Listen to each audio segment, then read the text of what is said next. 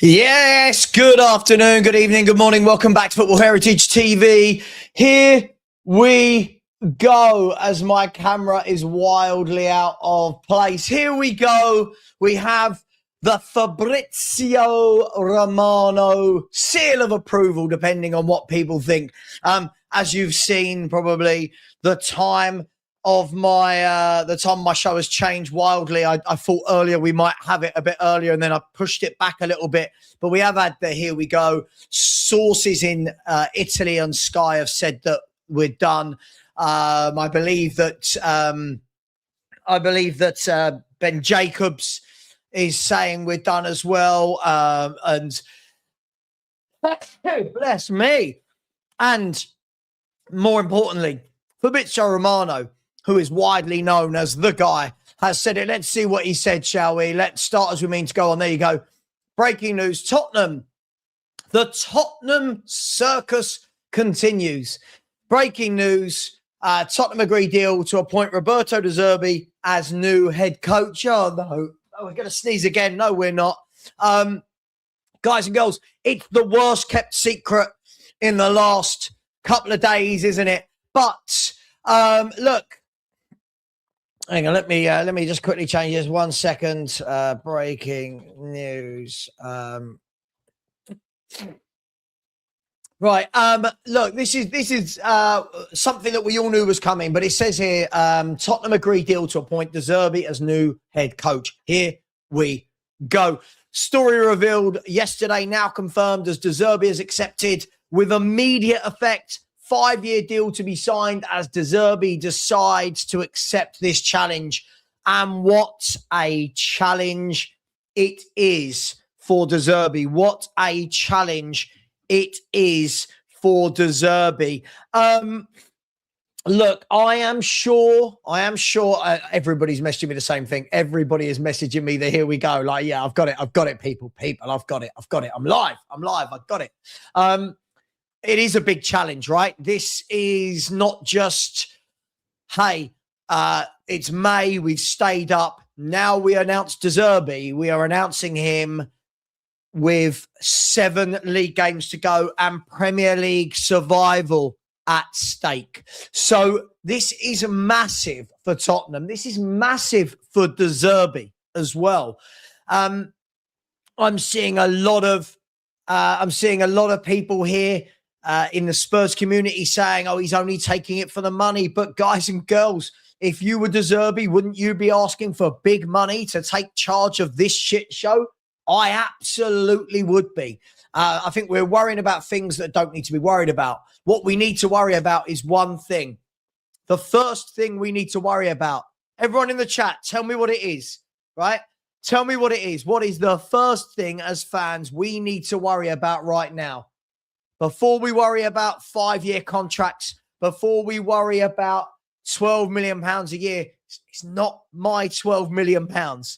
It is absolutely, as Nippy has said, I believe, hang on, is staying up. Everyone's saying it's staying up.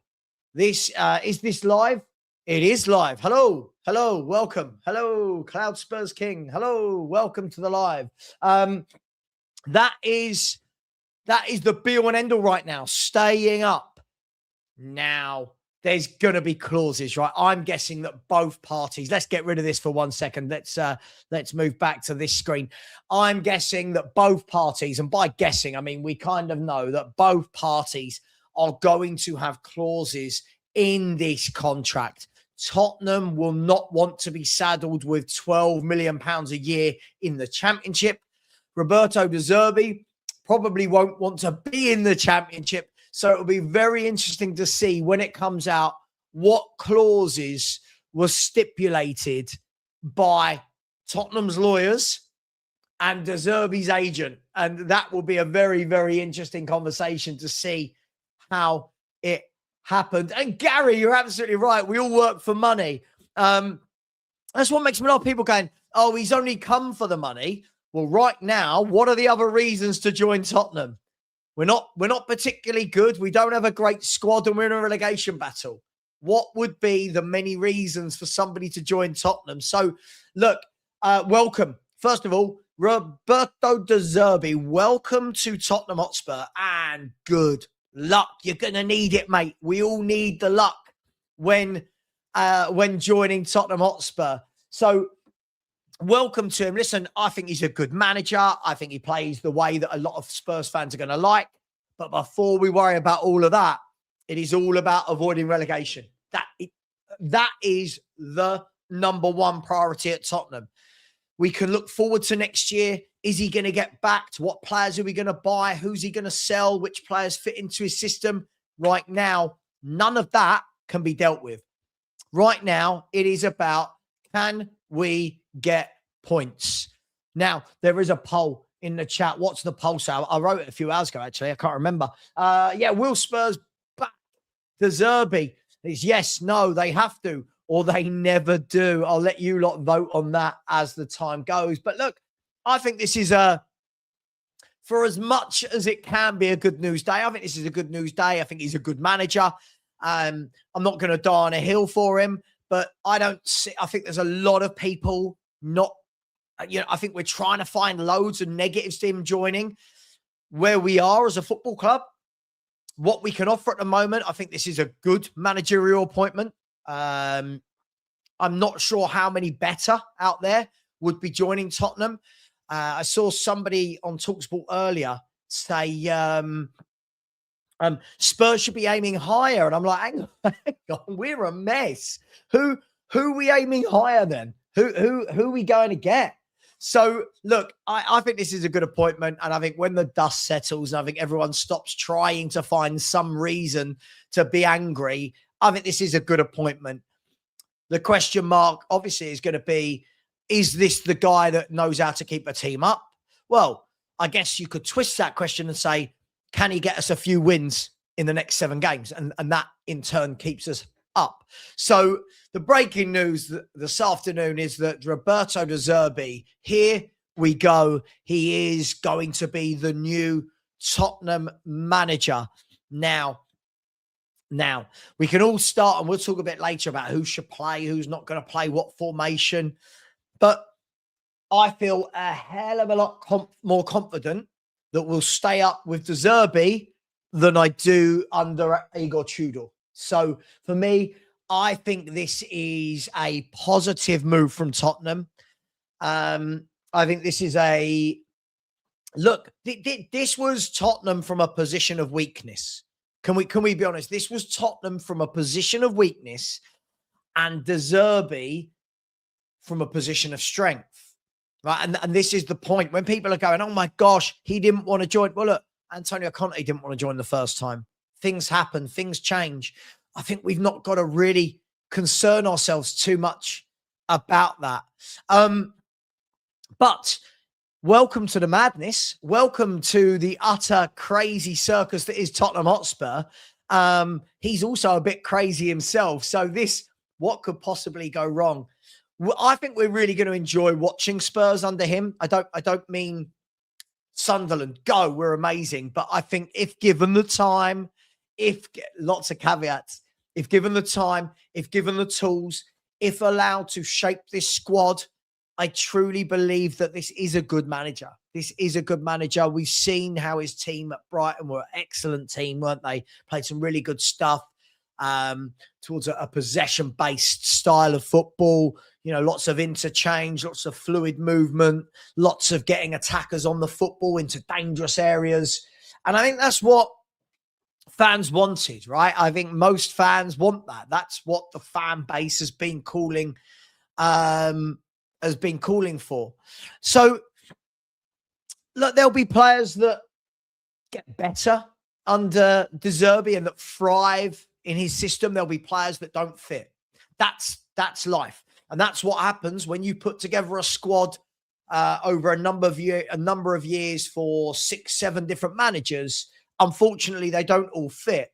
And that's going to be for De Zerbi now. The good thing is, I don't know if any of you agree with me, I think the positive thing here is that De Zerbi now doesn't need, and I think it was Ash, I think it was my man Ash who said this, big up to Ash. I think he said to me 2 days ago that him coming in means that he doesn't need the summer to look at the players. He's now got what? Or he's now got all of April and May with the players in training, in games to see, right, can you play my way? Can I fit you into my ethos, my strategy? And then that means there's no excuses going into the summer, right? Last year, it was very much, oh, well, Frank needs to see them. I remember a couple of years before, Ange needs to see them and yada, yada. This could be a bonus. So let's get to some of your comments in a minute and see how people are feeling. I know there's a lot of negativity surrounding this hire, and I'm not sure why. I think a lot of people are trying to be offended by stuff. And my man Perchy said to me, and I think he's absolutely right. He said it is selective outrage. It feels like we are finding things now that we want to selectively be upset about, rather than saying, good manager, we've seen what he does. Now, I understand people's concerns, the length of time that he spends at each club. But in this day and age, how many managers actually stick around for a long time? And with Spurs, can we be looking 3-4 years in the future? I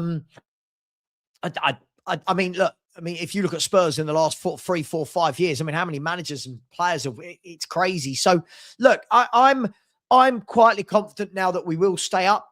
This is a manager that I like. This is a manager that, for me, look, I think it's really difficult when we say the players will listen and they'll respect him.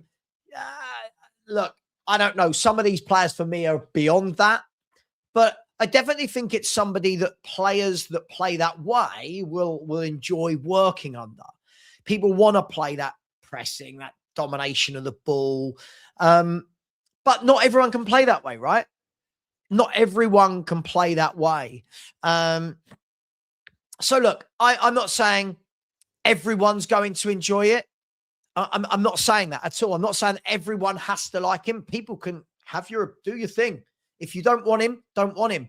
I just think if you don't want him, let it be for football reasons.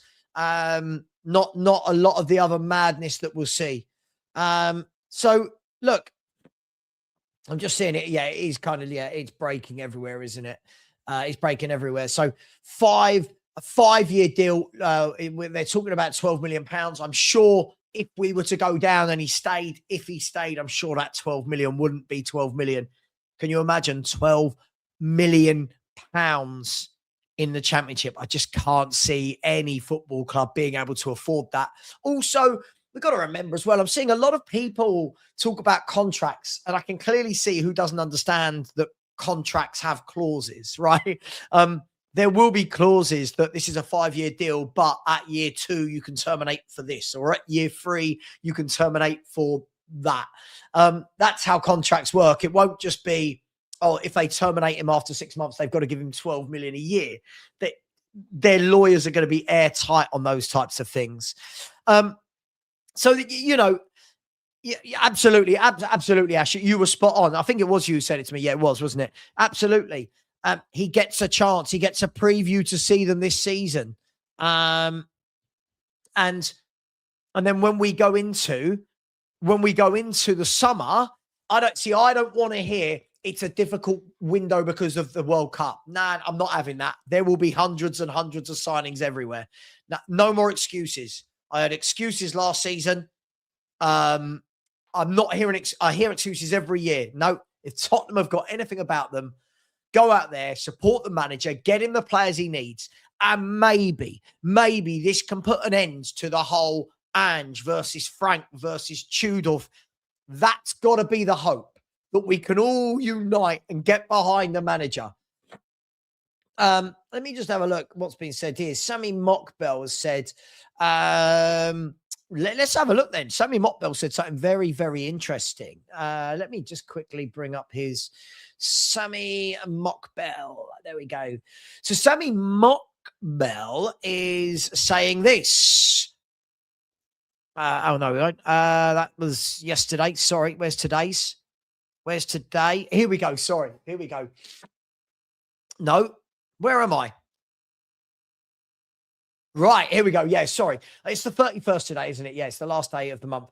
So Sammy Mockbell has said, this.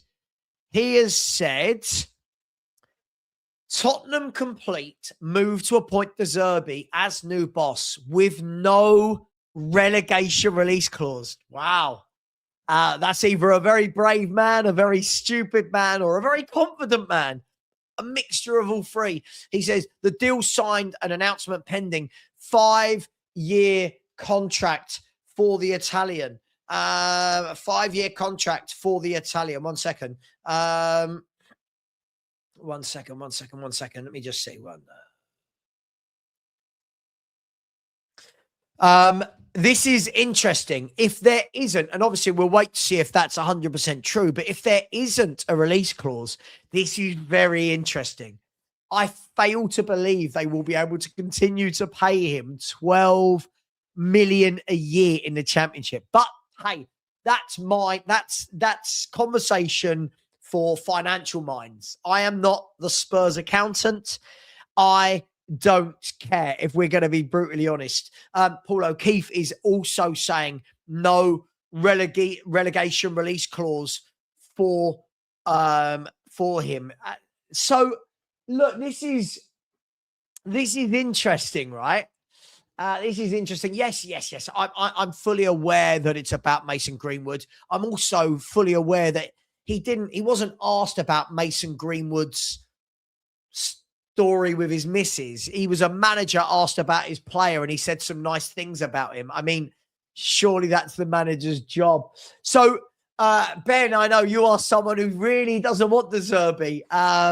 Listen, I've got no problem with him. I've got no problem with De Zerbi at all. I think he's a good manager. As I've said, my issue whenever Spurs bring in a new manager is always the same thing. It is not so much about the manager. It's about the board and the club. Are we going to back them? Let's have a look. Hang on, what's this?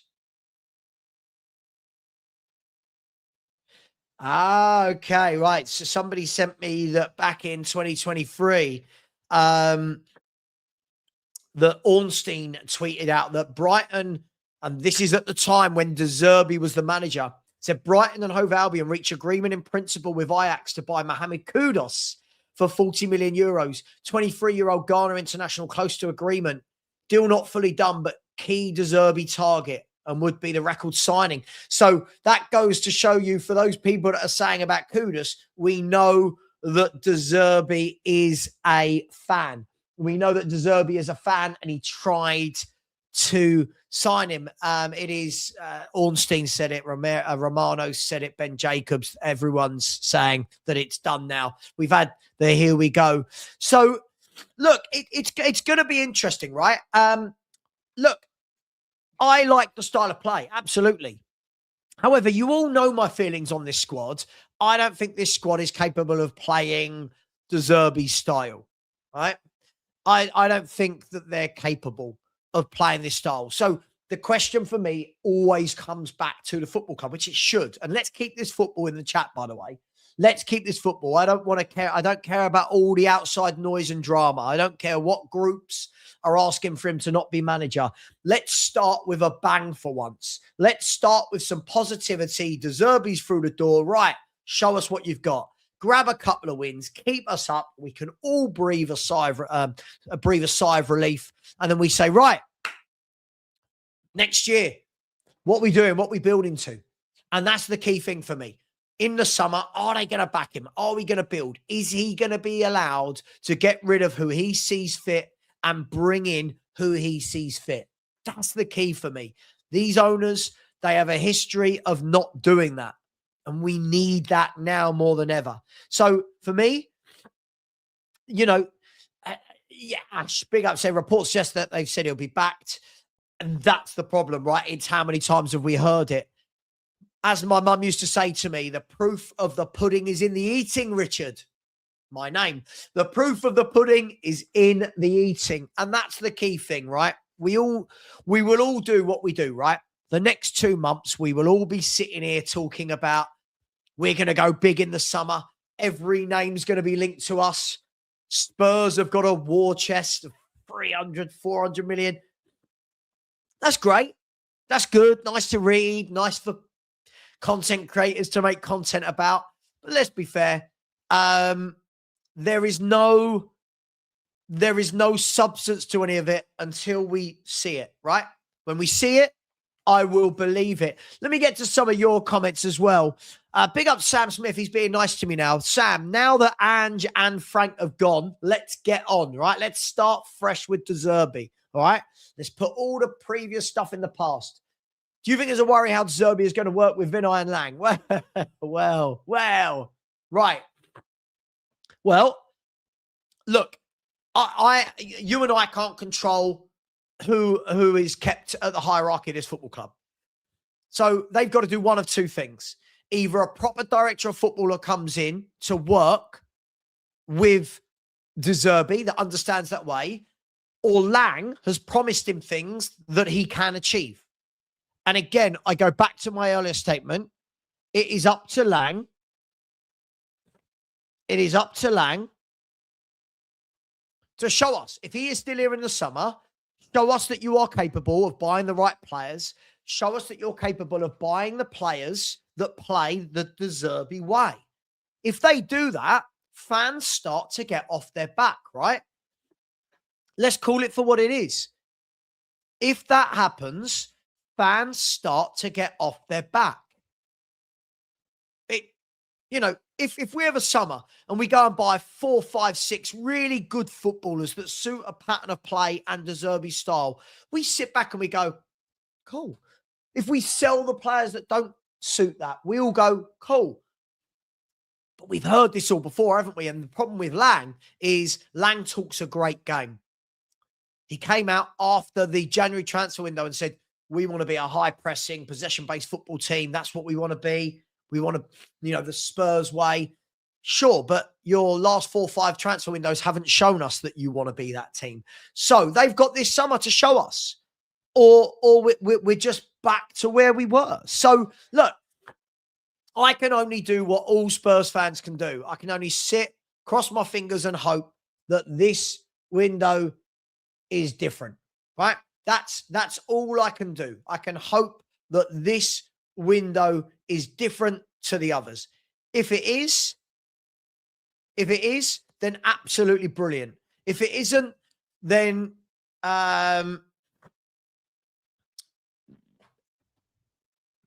it's the same old, isn't it? It's the same old. So for me, look, no problem with the manager appointment. I don't have anything negative to say about him. Is it a worry that he doesn't spend a long time at football clubs? I mean, sure, but there's many that don't. And with Spurs' track record, does it matter? You could say he's joined at the right time in terms of players getting back fit. Kudus likely to be back. Bergval and Adogia are now back. Romero and Van der Ven aren't suspended at all. Adogie's back. Conor Gallagher's back from his virus. So is it the right time? Let's hope so. Let's hope so. But we will only know if this is a good appointment when we see what the club actually wants to do as a football club, right? We will only see that. So I'm getting loads of things sent to me. Everyone's running with the no relegation clause. But, hey, listen, De Zerbi must be very, very confident. So, listen, I'm not big up my boy Manny. I'm not against this in any way, shape, or form. I feel like there's a lot of negativity that's crept in already.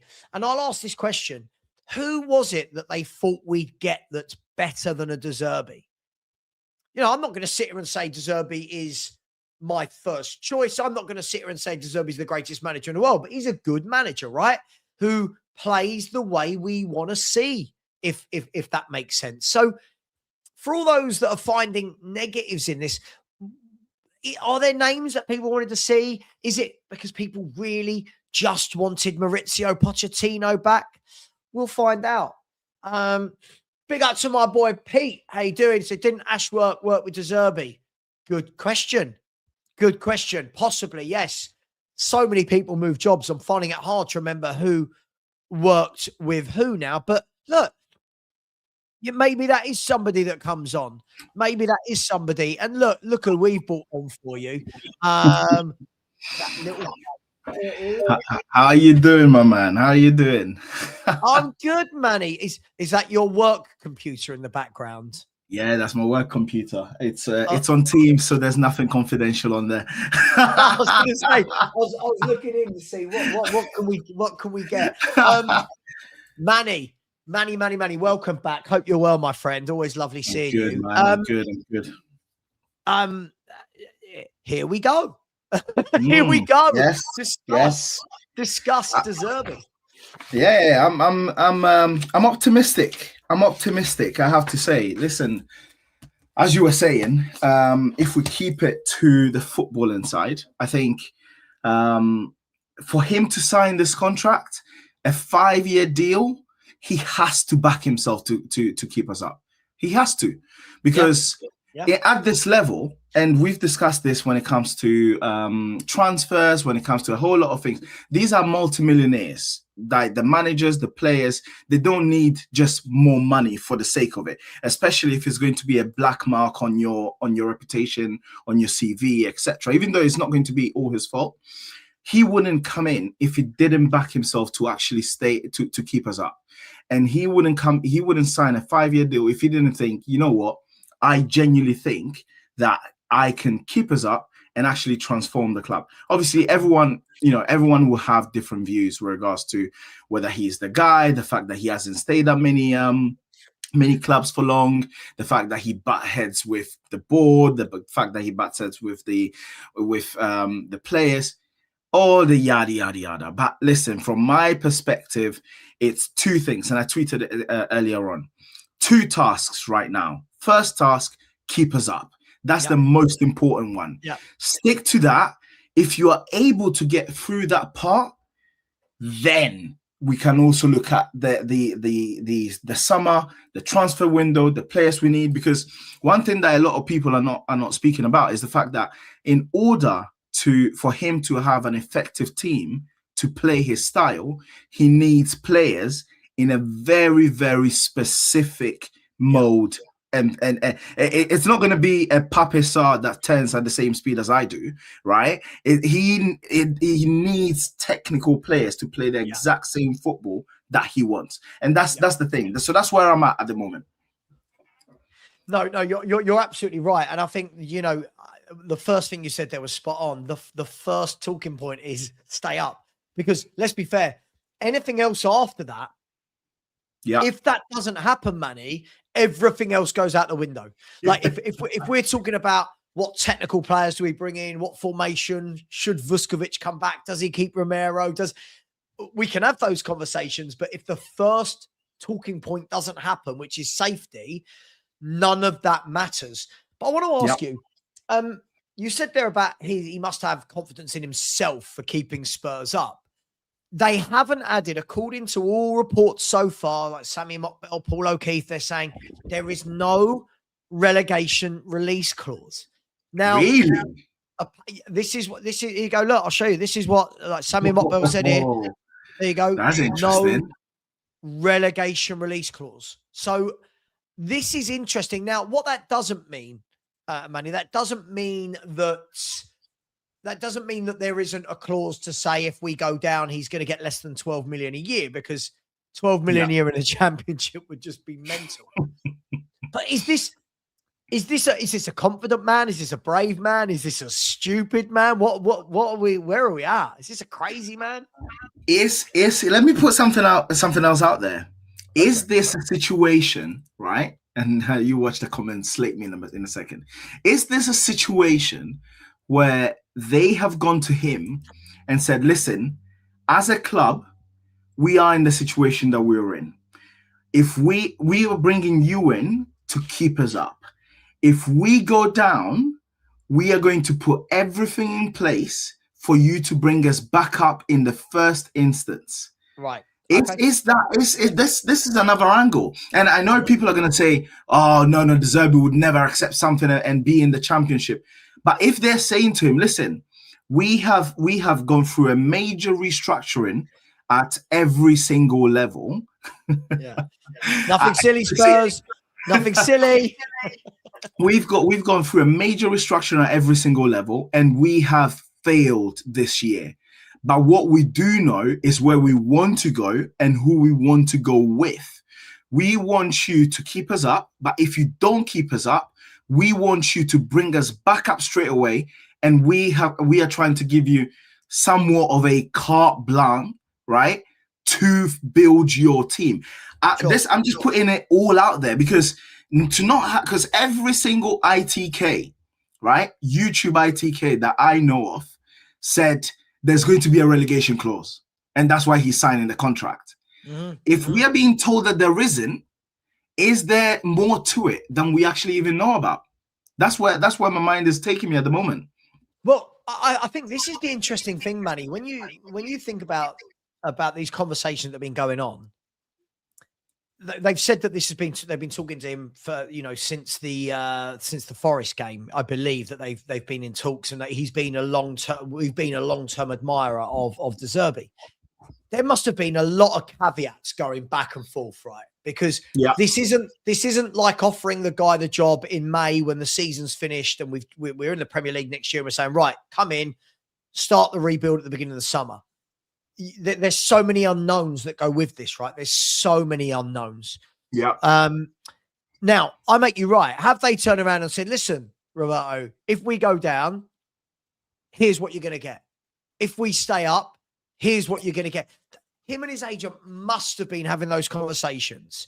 And there must be something really good in there for him to have gone, yeah, I'll accept a 5-year contract with 7 games to go and Spurs potentially starting their next game in the bottom 3, depending on West Ham's results. So there must have been, I'd love to have been a fly on the wall, mate, of the agent and Spurs. That would have been amazing. 100%. And by the way, I think there was another, I was listening to both Fabrizio and the athletic podcast on it as well. And they were saying that he has a lot of offers on the table at the moment, mainly in Italy and somewhere else, I think Germany with Frankfurt, someone of the sort. So he has options. And his main thing was at the start of the conversations that what the rumors were, he is fully interested in the job, but he wants to take it in the summer. And I think that is the place where at the moment I'm just swinging in roundabouts thinking, I wonder what has made him just turn around and say, you know what, I'll take the job at full time. And by the way, just one point I want to address, right? Sure. A lot of people are saying in the chat, are saying, oh, it will end in tears in 18 months. It will end in tears in 12 months. Best believe at board level, the panic that right now must be ensuing at board level. I have no doubt that they are there saying, probably thinking to themselves, we would rather pay this guy 60 million to leave, right? Once he goes all to pot, if he goes all to pot, than pay 250 million for going down in the championship. Yeah, so it's all a game of gambles. Which one is the bigger gamble? Man, they're also going to have clauses, right? Like, they're going to have clauses throughout the 5 years. So, for example, if I don't know about his contract, but what they won't just have, oh, well, De Zerbi's been shit in his first 6 months. We're going to sack him. He's going to get 4.5 years worth of £12 million. They won't. There'll be performance-related clauses and caveats in the contract. It can't just be, oh, you lose every game for 6 months. Don't worry. We're still going to give you 12 million a year payoff for 4. So, look, I think you're right. There's a number of ways to look at this. And I think you're absolutely right again, Manny. The panic that must be surrounding this boardroom right now, the absolute panic, the absolute, I don't know, the absolute, I'll put it, I'm from South London, I'll say it, they must be absolutely scared shitless at the moment at Mate, Tottenham. listen. I've been, and you know this, I've been at my company right now. I'm in corporate finance, right? And I've been at my company for the past 9 years, right? Yeah. So I got hired in my company before the pandemic, and I lived through the pandemic and the absolute mayhem and pandemonium when we started. Our revenue literally just went all the way down, right? Yeah. So. And that was out of things that we could not help, right? Now, with these lot, considering majority of the things that have happened are as a result of their own ineptitude, I genuinely think that things are absolutely when I think when we went 1 point above West Ham, I think everything was off the table. I think that boardroom, I wish I was in that boardroom because it would have been going off. So I think going back to what we were saying, what is going to happen in 18 months with De Zerbi is at the least bottom of the list of things that is keeping them at night right now. Yeah, I think what's interesting about it is I completely get it. Oh, hang on, someone's got me on an echo. Is that me? Hold on, I think it's me. One sec. Let me just. I understand people's skepticism of how long has he been at clubs? How long does he normally last? I get it, right? I get it. But the problem is where we're at the moment, we really can't sit here and say whoever we bring in is guaranteed to be here for 3, 4, 5 years. Like we are not that settled club at the moment, guys. We are not. No one's coming into a nice, settled environment, right? So, as a fan, I'll ask you two. Let me start with you, Dan. And welcome to the show. You what? Should we really care as fans that it's a 5-year contract? I mean, it doesn't really. Contracts can be broken and changed and sacked. Should we really be worrying about the contracts and the salary he's getting paid at this stage? It's not my money, so I don't really care. If I'm going to be honest in that aspect. Sorry, guys. Are you still hearing the echo? Let me talk. Echo. No. Echo. No. No. No. You solved it. God damn. Sorry.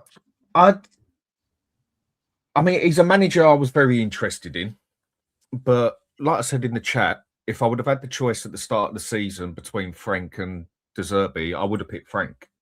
Because personally, I would have thought, for the way they both are, I would have thought Frank would adapt to the club better and suits the way the club is run as such. Sure. Because De Zerbi, I think I look on him as a bit of a, how shall I put it? He's a poor man's Conte, is how I look at him. And he's a manager I'm very interested in. Not playing style, right? No, not playing style, but the way he is. Very Italian, very in your face, fiery, won't take no crap. I actually I like that because I really like Conte. Yeah. It's just I would have thought Thomas Frank would suit the owners of Tottenham better than De Zerbi would. So I'm very interested in this one. I don't think there's anything out there better that we could have really asked for considering the situation that we're in. Okay, whether he stays long or not, again, if he stays for 3 months and keeps us in the Premier League, again, I'm a happy person. I'm quietly positive about this one. I think this one might be a good idea. I mean, I don't know what the actual deal with it is. Like, if we get relegated, I'd be very surprised if there was a deal that if we get relegated that he stays there. But if that is how the deal is, then so be it. They've said there's the first noises coming out from the respected journalist, I always have to quote because you never know, is that there aren't any relegation release clauses. But Manny and I were just discussing before you joined, like, I want to know what's been... Like, ENIC are serial promise breakers, aren't they? They must be because, they constantly brought in these managers like Conte and Jose who must have been promised the earth. I want to know what they promised this guy to make him join when there's 7 games to go. And knowing he'll know, right? Listen, he's not an idiot. His agent won't be an idiot. He'll know that a lot of this squad won't be able to play De Zerbi ball, if we want to call it that. So I want to know, Dan, What on earth has been promised to this bloke in the last week to make him go, actually, yeah, Tottenham does sound fun? I think that one's quite an easy one to answer. I think this is one of those situations where money talks and you've had to put the money on the table. Simple as that. Because we was meant to have been interested in him before, but weren't willing to pay the wages. So I've read. Again, you can only take it as serious as you want to, I suppose. Sure. And I think the situation we are in at the moment, I think we've now gone past that stage with players where we could attract them with money because we're that low down now. We'd have to offer them 3 times the amount of money that we would have just to even get them turn their head to us. So I think with players, we're past that point now. When I've always been one who's very much money talks, put the money on the table. I think player-wise, we're past that. I think that one's out of the way now. But with the manager, you can still go and put that extra money down there and attract him purely with the money because he's not doing anything at the moment. He's not earning any money. And even if he does get the sack, he still gets all his money. So what does he care? It's a bit of a different situation. And I think the reason that we have got him is purely down to the fact that we put the money on the table that desperately, because we are in that much of a desperate situation, and said, look, mate, there's the money. Just come to the club, basically. Try and sort something out. That's what I think's happened. Yeah. But aside from that, though, Manny, aside from his personal gain, because look, I think what we've got to remember is these are very wealthy people, right? So aside from the fact that he's going to be laughing to the bank, they must have offered him something, Manny, football-wise. They must have promised that he can have a clear out in the summer. They must have promised that he'd have a 200, 300 million pound plus sales. You know, they must have, surely. Well, I floated this theory, right? A few weeks ago on another show. I can't even remember what show it was, right? Yeah. And I said to them, obviously, I know everyone hates ENIC. Everyone doesn't like Levy. Everyone doesn't like the way we're being run. I get that, and I'm on that board, right? Sure. However, are we? So in the summer, last summer, right? We tried to buy Morgan Gibbs-White when Madders was not injured, right? So that the plan at the time was to have 2 number 10s, right? We didn't get Morgan Gibbs-White, ended up trying to get Eze, ended up with Xavi.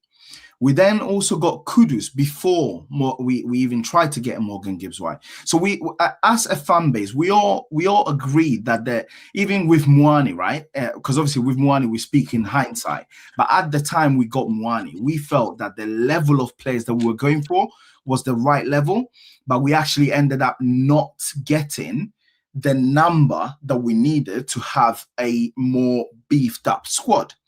So I'm looking at it and thinking, okay, cool. So we went for the right level of players. We just didn't get enough, right? Yep. And again, that was by, I'm solely sure that was Vinay and Lange, etc., just telling, advising ENIC, the Lewis family, advising them that this is what we need as of now. Then we got to January, and at that time, there was so much heat on Frank that I genuinely have a feeling that Lange and Vinay advised the Lewis family saying, we are not sure about Frank, so we are not going to spend any more than what we've already spent on Gallagher and Sousa. So I have a feeling that they had already planned that, this season is a write-off. We're not going to go anywhere, and we don't know about the manager, so we're not going to spend in the summer, even though I disagree with that. But I felt that they were always trying to hone in on this summer to have a clear out anyway. And I have a feeling that they've gone to De Zerbi now and said, if you keep us up, you can clear out whoever you want, obviously with reason, within reason. And that's why I think genuinely would have been the main thing, because unless they said to him, listen, if we do stay up, it's now or never, which doesn't make any sense, as I said, because we are in the worst position from a negotiation point of view. I genuinely think that they are telling De Zerbi, listen, we will have a clear out, whether it is with you or without you. So if you come and join us and you keep us up, you have the keys to bring in whoever you want to bring in to play the way you want to play. But I know people are screaming, at home saying, we've heard it all before. Yeah, exactly. We've seen this before.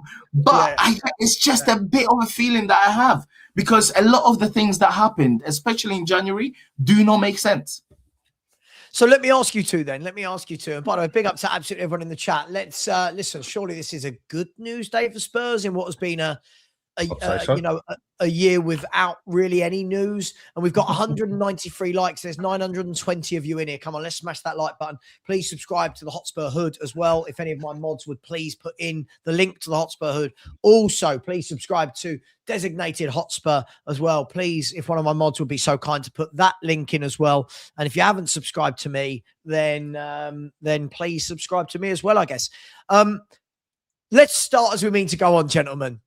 Right, we could talk about the future in a minute. Does he keep us up? Dan E. Does De Zerbi keep us up? 7 games to go. We've got a 1-point buffer. Does he keep us up? Honestly, I still have the attitude of I don't really think it would have mattered too much what manager comes in. Is still basically down to the players. Okay. Is he a manager that could maybe give him a kick up the arse?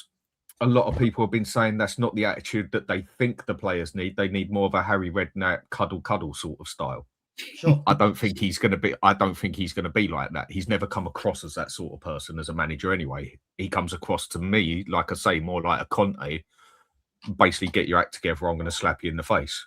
Act like a professional. Play for some pride for yourself. Stuff the club. Who cares about the club? Pay for your own pride at least, because it looks like some of the players don't even play for their own pride, let alone pride of the club. And again, I don't really care what they play for as long as they do it properly, and they haven't. It's basically down to the players on what happens. If they want to take in what he says and go for it, and he can give them that extra kick, great. If he gives it everything he's got and tries to do it every which way, but they still can't be bothered or still haven't got the mentality like they look after time, it's pretty much irrelevant who the manager is. But so are we again, staying up? Yes or no, Dan? Are we staying up? Yes or no? For not answering the question. I need an answer here, please, Dan. I need an answer. I honestly don't know. I honestly don't. I'm proper. Let me ask another way. Next year, are we going to be playing in the Premier League or the Championship? Come on, Dan.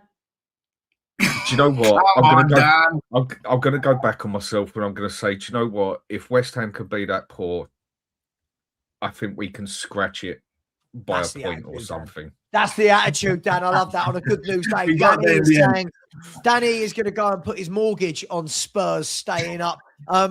Manny, De Zerbi's got 7 games. It's not a lot. 7 games. All he's got to do before we worry about a plan for next year, all he's got to do is match West Ham. If we match West Ham's point total, we stay up. Listen, so this is 100%. This is where I am, right? So we're 1 point ahead of West Ham, 2 points behind Forest, 3 points behind Leeds. I genuinely, this is where, you know, all my logic goes out the window. This is where the heart comes in. Sunderland away, first game of De Zerbi, first game of Kudus. I'm hearing rumors about Bentancur, and he's got Udogi, Van de Ven, and Romero back. That game, the Brighton game and the Wolves game, right, and the Leeds game are what are going to keep us up. We need 7 points, in my opinion, 7 points from these 4 games. 7 points. By the way, Granit Xhaka is back for Sunderland, so we know what's going to happen there. Of course he is. 7 points from Sunderland away, Brighton at home, Wolves away, Leeds at home. We're going to do this. We are going to do this. He's going to come in, galvanize these players, as Danny said, square up to Bissouma, square up to Sarr when they don't pass the ball properly, and get these players over the line. It's not over yet. 7 points we need, because I genuinely think the Leeds are going to get dragged in this. They will get dragged in this, and we need to start putting fear into these players. See, I think they're the ones that are going to pull. They've got Wolves and Burnley at home. So I feel that Leeds have got at least 2 wins in them, which takes them 9 clear. But that's the. I think they're already crapping themselves. I think didn't they play at home just recently? In the last game, they played at home. Their home form has been really, really good. And then we've got West Ham that can't win again without Somerville, right? And Somerville, I don't think is back until after Wolves, right? So I have this feeling like before this, and it's so funny because if people are going to watch my videos, they're going to realize that the 2 videos before I said we're going down, right? I have a feeling. I do not care if people think I'm flip-flopping. That is what I'm coming with. I'm rejuvenated. I feel 20 again. We are going to stay up, guys. We are going to stay up. Let's do this. So here's the talking point, right? So here's the talking point, okay? And I think this is interesting because straight away, my mindset to Tudor at the reins and De Zerbi at the reins, my mindset changes, Manny. You know, people say about flip-flop, and I think this is very different. Now, hear me out. I would ask this: does having a permanent manager help with the mentality? Because a lot of the players are going to want to be playing for next season. And this is essentially an early pre-season for De Zerbi to judge these players. Normally, when a new manager joins, right, we go, well, you've got 5 or 6 friendlies and you've got pre-season tours to, I don't know, Asia and America or whatever it is. But could you see a bit of a different attitude that whereas the players playing for Tudor are like, well, what does this matter? He's not the manager next year anyway. Yeah. Maybe under De Zerbi, it's shit. This is the guy. And then at least if those players don't have that mentality, then we know they're not right for Tottenham anyway, right? So just food for thought, Dan. I think that's a fair point. I think that's actually a fair point. I can't say it's something I've really taken into consideration that much because like I say, I stick with my attitude on it's purely down to the players. But they're actually looking at a manager now that, from what it shows, no matter what happens, is going to be there next season.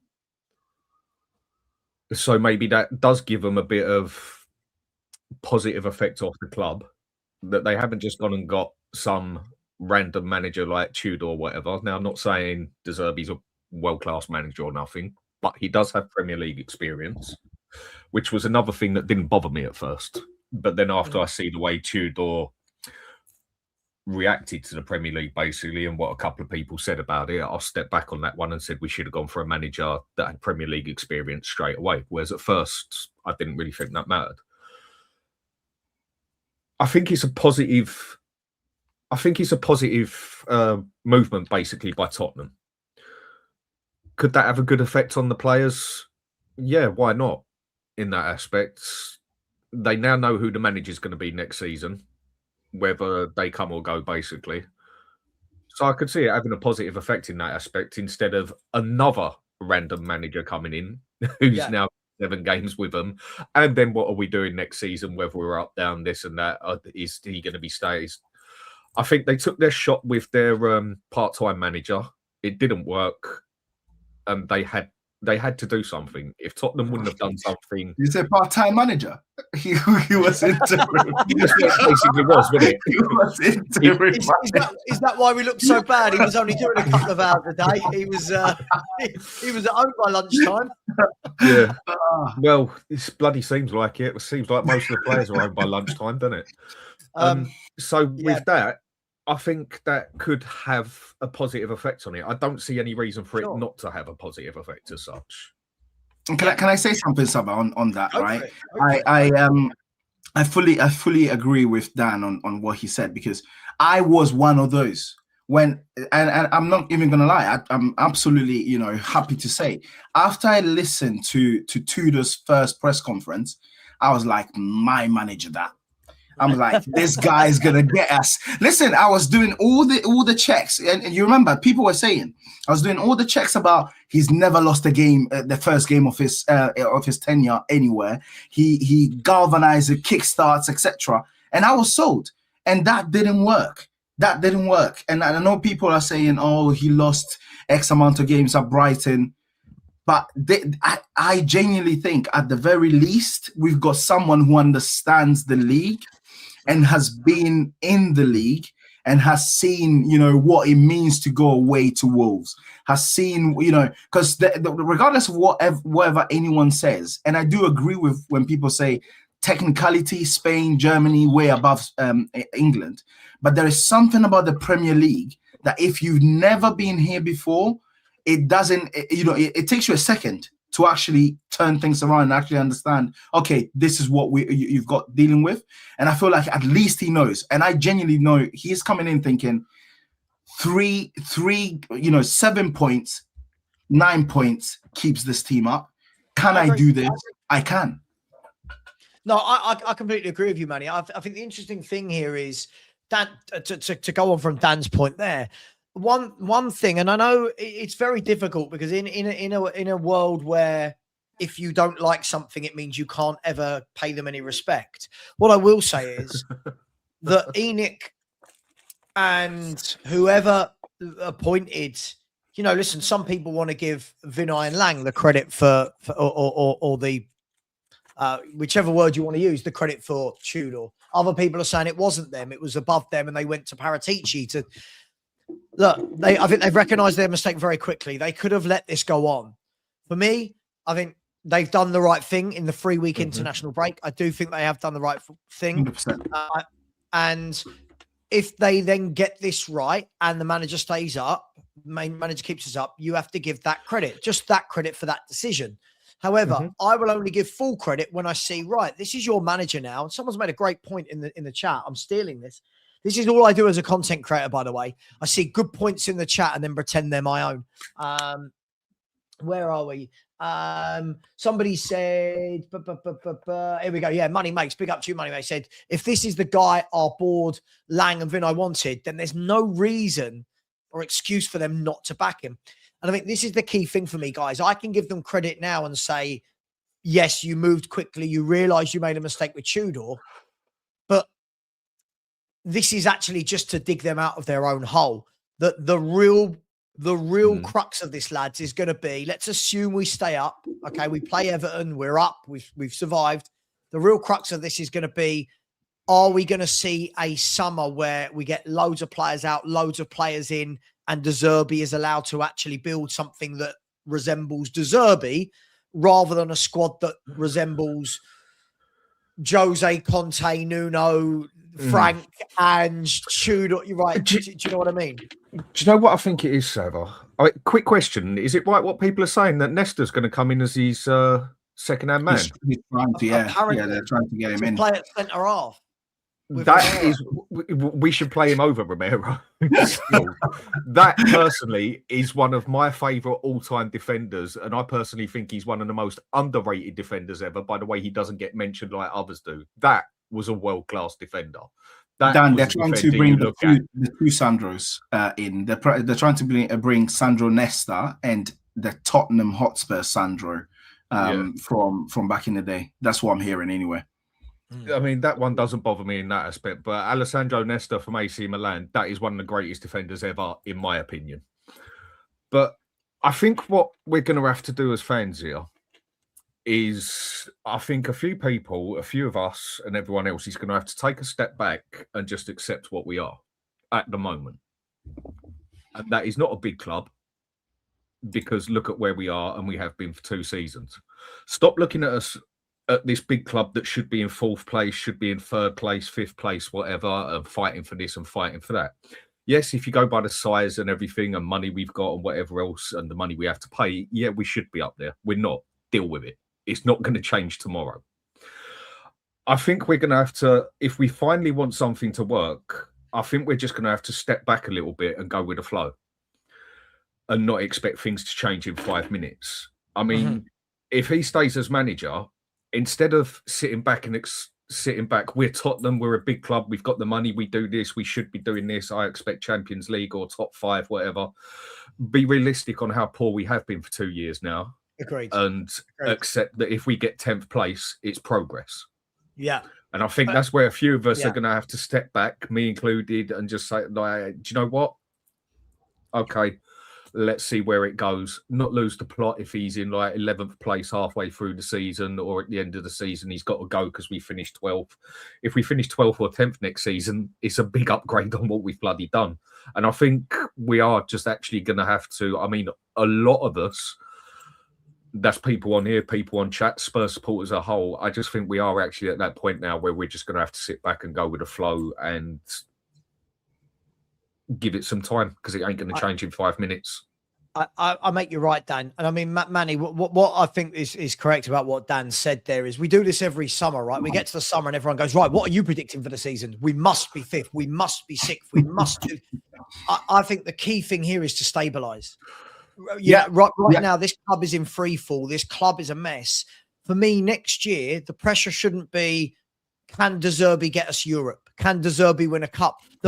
The pressure next year should be, can Spurs actually spend a year playing one game a week, putting together a team that we bond and gel and mold together that actually looks like it's going to be good in the future? And I think a lot of that needs to, I think Dan's spot on. I think some of us need to take a look at ourselves and go, right, just relax with the expectations of Tottenham next year. Remove the words Tottenham Hotspur. Forget that we're the 7th, 8th richest club in the world. 17th. Top half after that is bloody magnificent. Do you know what I mean? Exactly. Yeah. No, I 100% agree. And this is coming from someone who predicted us top 4 this season, right? So first and foremost, we need to either sack Lang or demote him to the under 10s. I don't want to see him within this double, director of football role, whatever it is. If we are going to be a club that is going to be taken seriously, we need a proper director of football.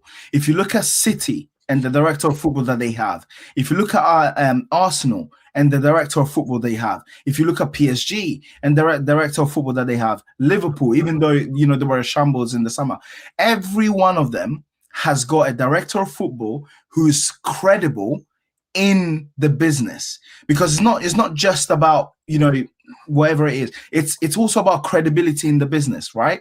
Because as Dan said earlier, we are not going to go out there and be able to attract the best of the best anymore until we get ourselves stabilized in a better position. So we need to go back to the act of scouting, which we, for whatever reason, have lost in the past few years. We don't scout anymore. We've gone to this whole, we tried to get Semenyo. Well, had you scouted Semenyo 2 seasons before, you would have been able to actually get him before he became the Semenyo. You know what I mean? So where position yourself in a situation where we actually can bring in players that can improve us without needing to, because that caliber of players is not going to, well, in my opinion anyway, they're not going to come anymore. That's where I am with regards to it. Sorry, go on.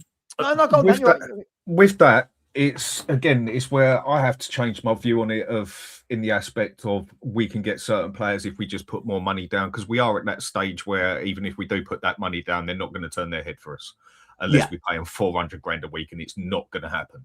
So I've got to change my view on that aspect by just being realistic. I think what this is going to have done, if we manage to stay up, because it is still a big if. Sure. I think a lot of people have also got to take a step back. I'll jump up in 2, yeah. And also look at it as in, right, instead of putting everything on the manager, I think a lot of people have now realised, and I don't want this to turn into this conversation, but Levy wasn't the problem at Spurs. ENIC is the problem, and not a lot is going to probably change as long as they are the owners.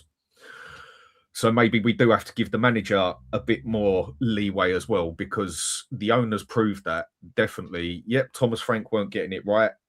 I think he had to go. But in January, the owners had a perfect chance to prove that they meant business, to put some players in there to maybe help Frank keep his job, basically. They didn't. They did nothing of the sort. So what, are we now going to turn around and say that the owners now mean business because they've just gone and paid an excess amount of money out of desperation more than anything to get, in my opinion, desperation to get a manager in to try and rescue the club to save them, what, 250 million basically, because he's going to cost them roughly 60 million. That's going to be 190 million basically saved paying for him instead of the relegation side of it. Yeah. So I think that's another one where a few people are going to sit back and say, okay, he's got what he's got. We need the owners to back him up now and not so much maybe come down on him like a ton of bricks unless it is just total mess. And you can see he's a lot down to the manager, whether he gets supported or not, basically.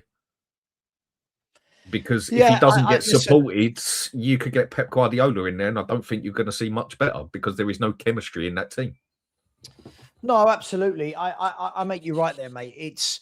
I think there's a huge difference between throwing money at a problem to keep the wolves at the door and actually throwing money at the problem to actually turn it into a full-blown plan and have a direction as a football club, right?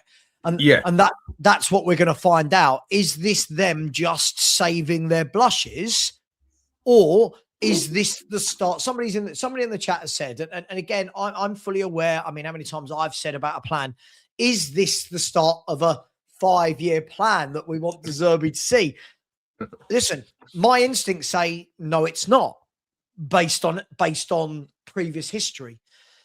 But the kid inside me that supports Tottenham goes, yes, this is it. This is the start. This is a new beginning and a new era. But they've got to prove it, Dan. They're the only ones that can prove it to us, right?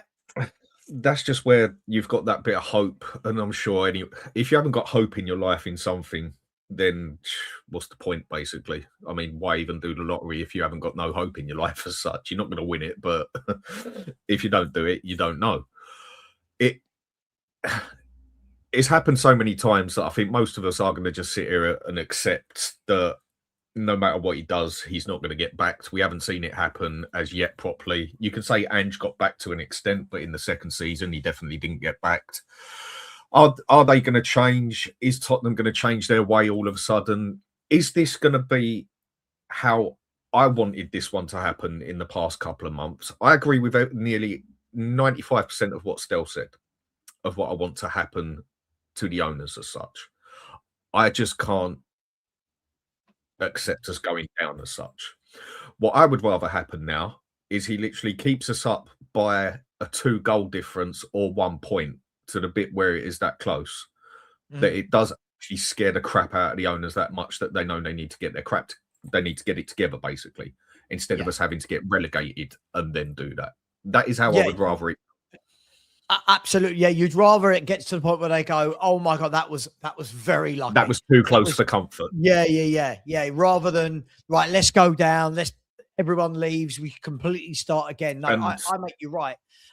Look, Dan, a lot has been made of. I'm going to wait. Maz is going to join us in a little bit, and I want to go through. I'm going to go against my word. I said I wouldn't do this, and I'm going to, because the Tottenham Hotspur Supporters Trust have said that they cannot get behind the backing. So I want to talk about that, but I'll wait till Maz is on, because for me, I just think it's a load of. I think it's all a lot to do with nothing. But we'll talk about it.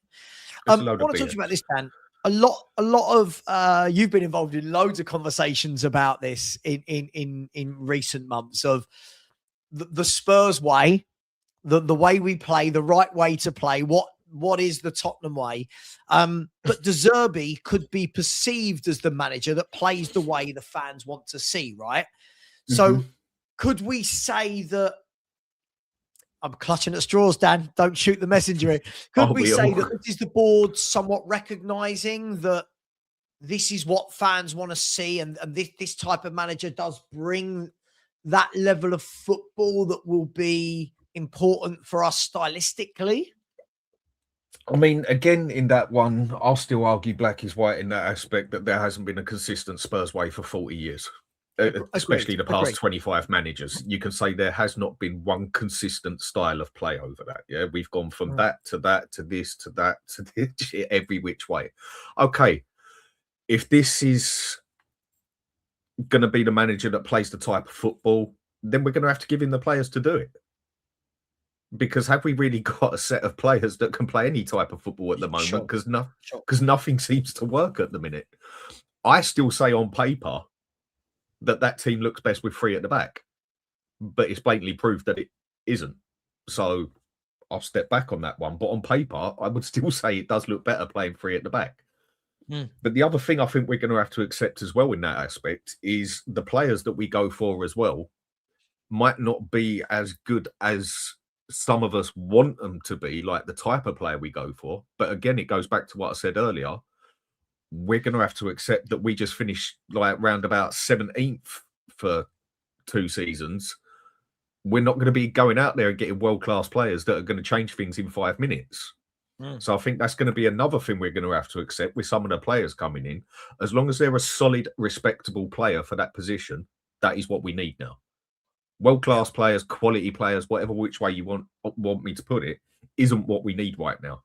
We need stability in that team. We need chemistry in that team. We need to build a team out of it and then start adding your Declan Rice to it or whatever. Just an example I give.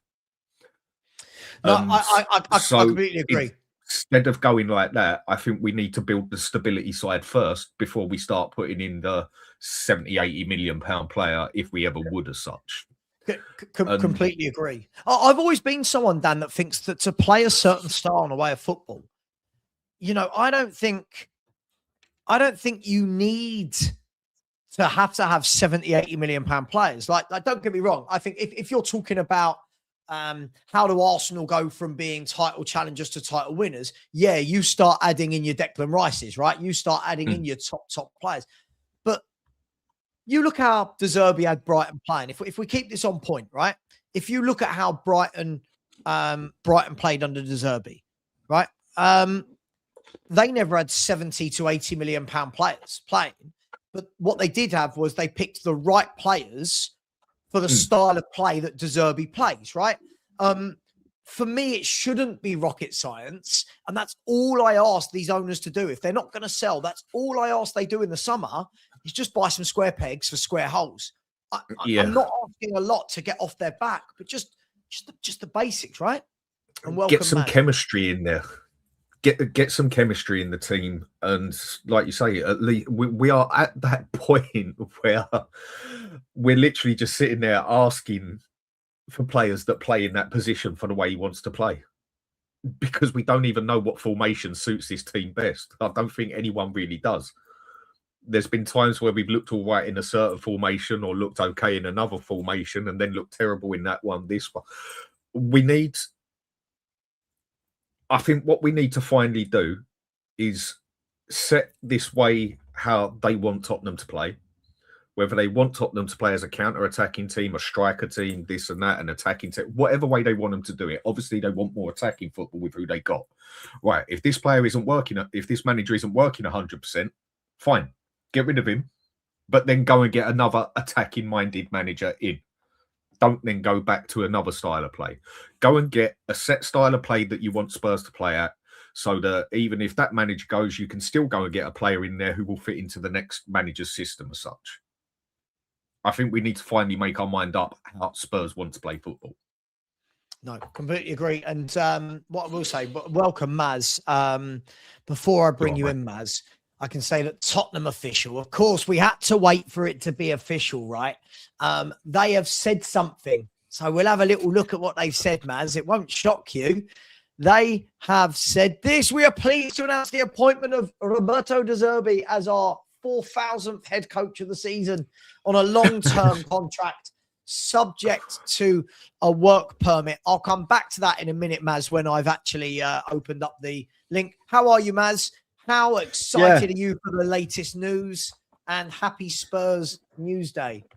Well, it's hard to put aside my cynicism with Tottenham Hotspur and Enoch. It's really difficult to, you know, when you've been in that modus operandi for the last like 6 years, it's like really difficult, isn't it? Just to leave that at the door. Look, here we go again. Yeah, here we go again. Look, I like De Zerbi. Do I think he's the perfect manager? No, I don't. Do I think he's a manager that can make us play good football? and stuff in the future, assuming that, assuming we know what the future holds, I guess. But I do. Do I think that is he going to win anything with us or achieve what we want to achieve? I don't know. So I'm a bit. I'm not against him at all. Like I said, I think when we've done previous shows with yourself and Dan and stuff, and we talked about previous managers, I always used to bang on about I want a manager that's really headstrong, that can tell the board what to do, or tell them at least what he wants them to do, and not back down from his principles. And I felt Jose and Conte were those types of people. And I was disappointed when we got the other managers in between, because I always felt that they weren't strong enough to stand up against ENIC. And let's be honest, you have to be a special type of manager to be able to withstand the shit show that is Tottenham Hotspur and ENIC. Yeah. So you need really arrogant, headstrong people. And I am going to go back on what I've said, and this is more of a self-criticism. I call Ange the ultimate yes man, but looking back in reflection of his time at Spurs, you could argue that maybe he did well keeping it together as long as he did, whatever together means. I mean, he won a cup, so that's what I mean by that, in that respect. But look, this may be an absolute disaster, or it may be a genius play. Yeah. Same with every appointment at Tottenham. Yeah. Like it's shit or bust, isn't it? There's no in between. It really is. We're in that dire straits. Yeah. What I am positive about, let's talk about positivity. Hey, Sava. Yeah, let's do it. Right. Let's find some positive.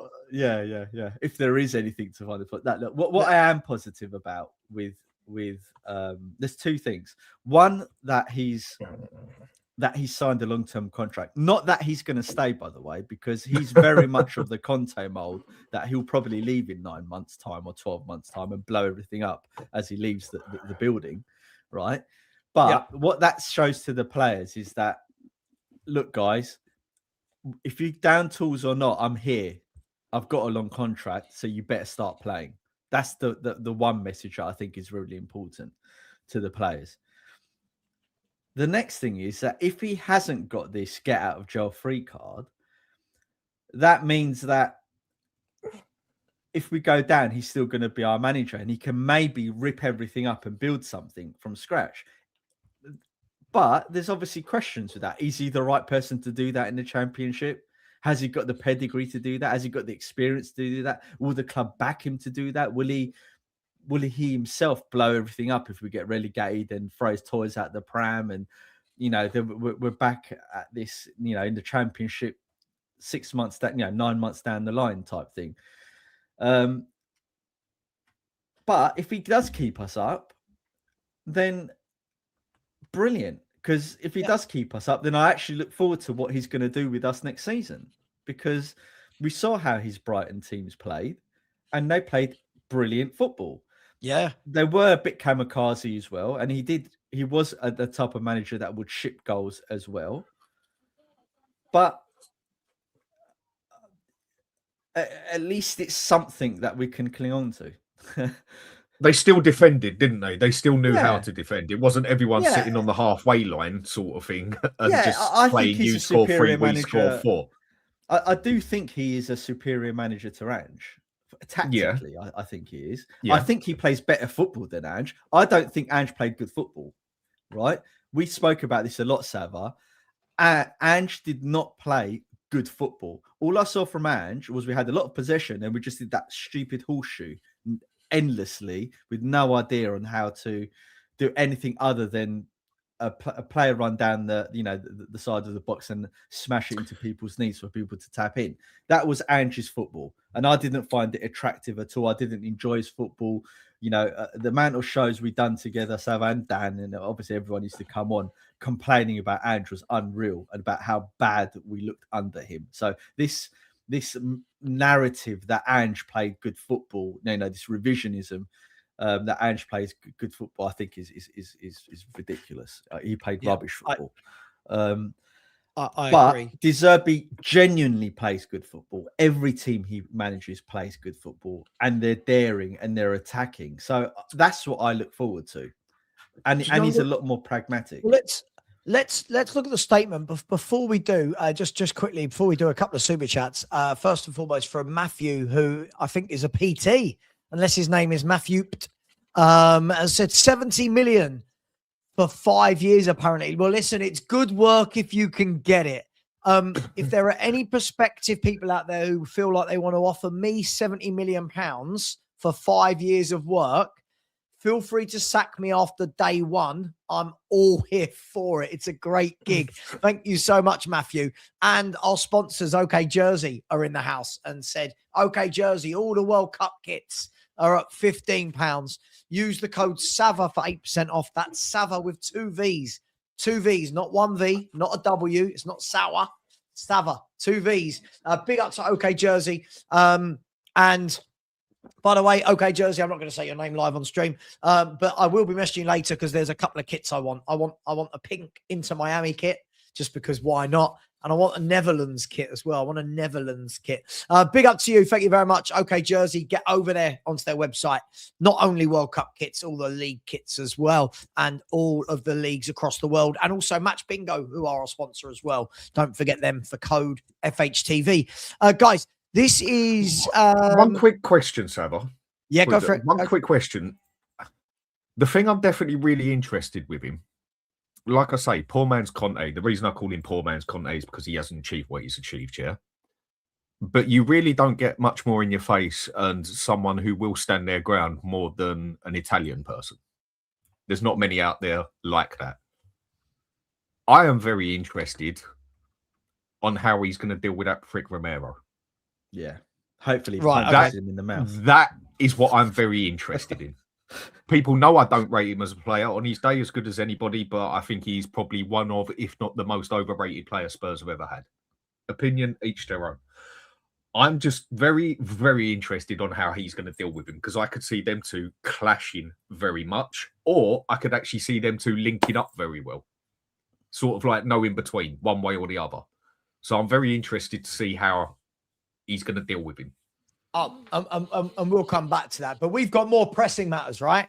Because I've got some great things coming up here. We're going to have a look at the club statement, which is some comments right now by Lang and the main man, RDZ himself. I don't think I'm cool enough to call him by an acronym. Just doesn't sound right. You're too old, mate. You can't do it. Yeah, no, it didn't work, did it? Old RDZ.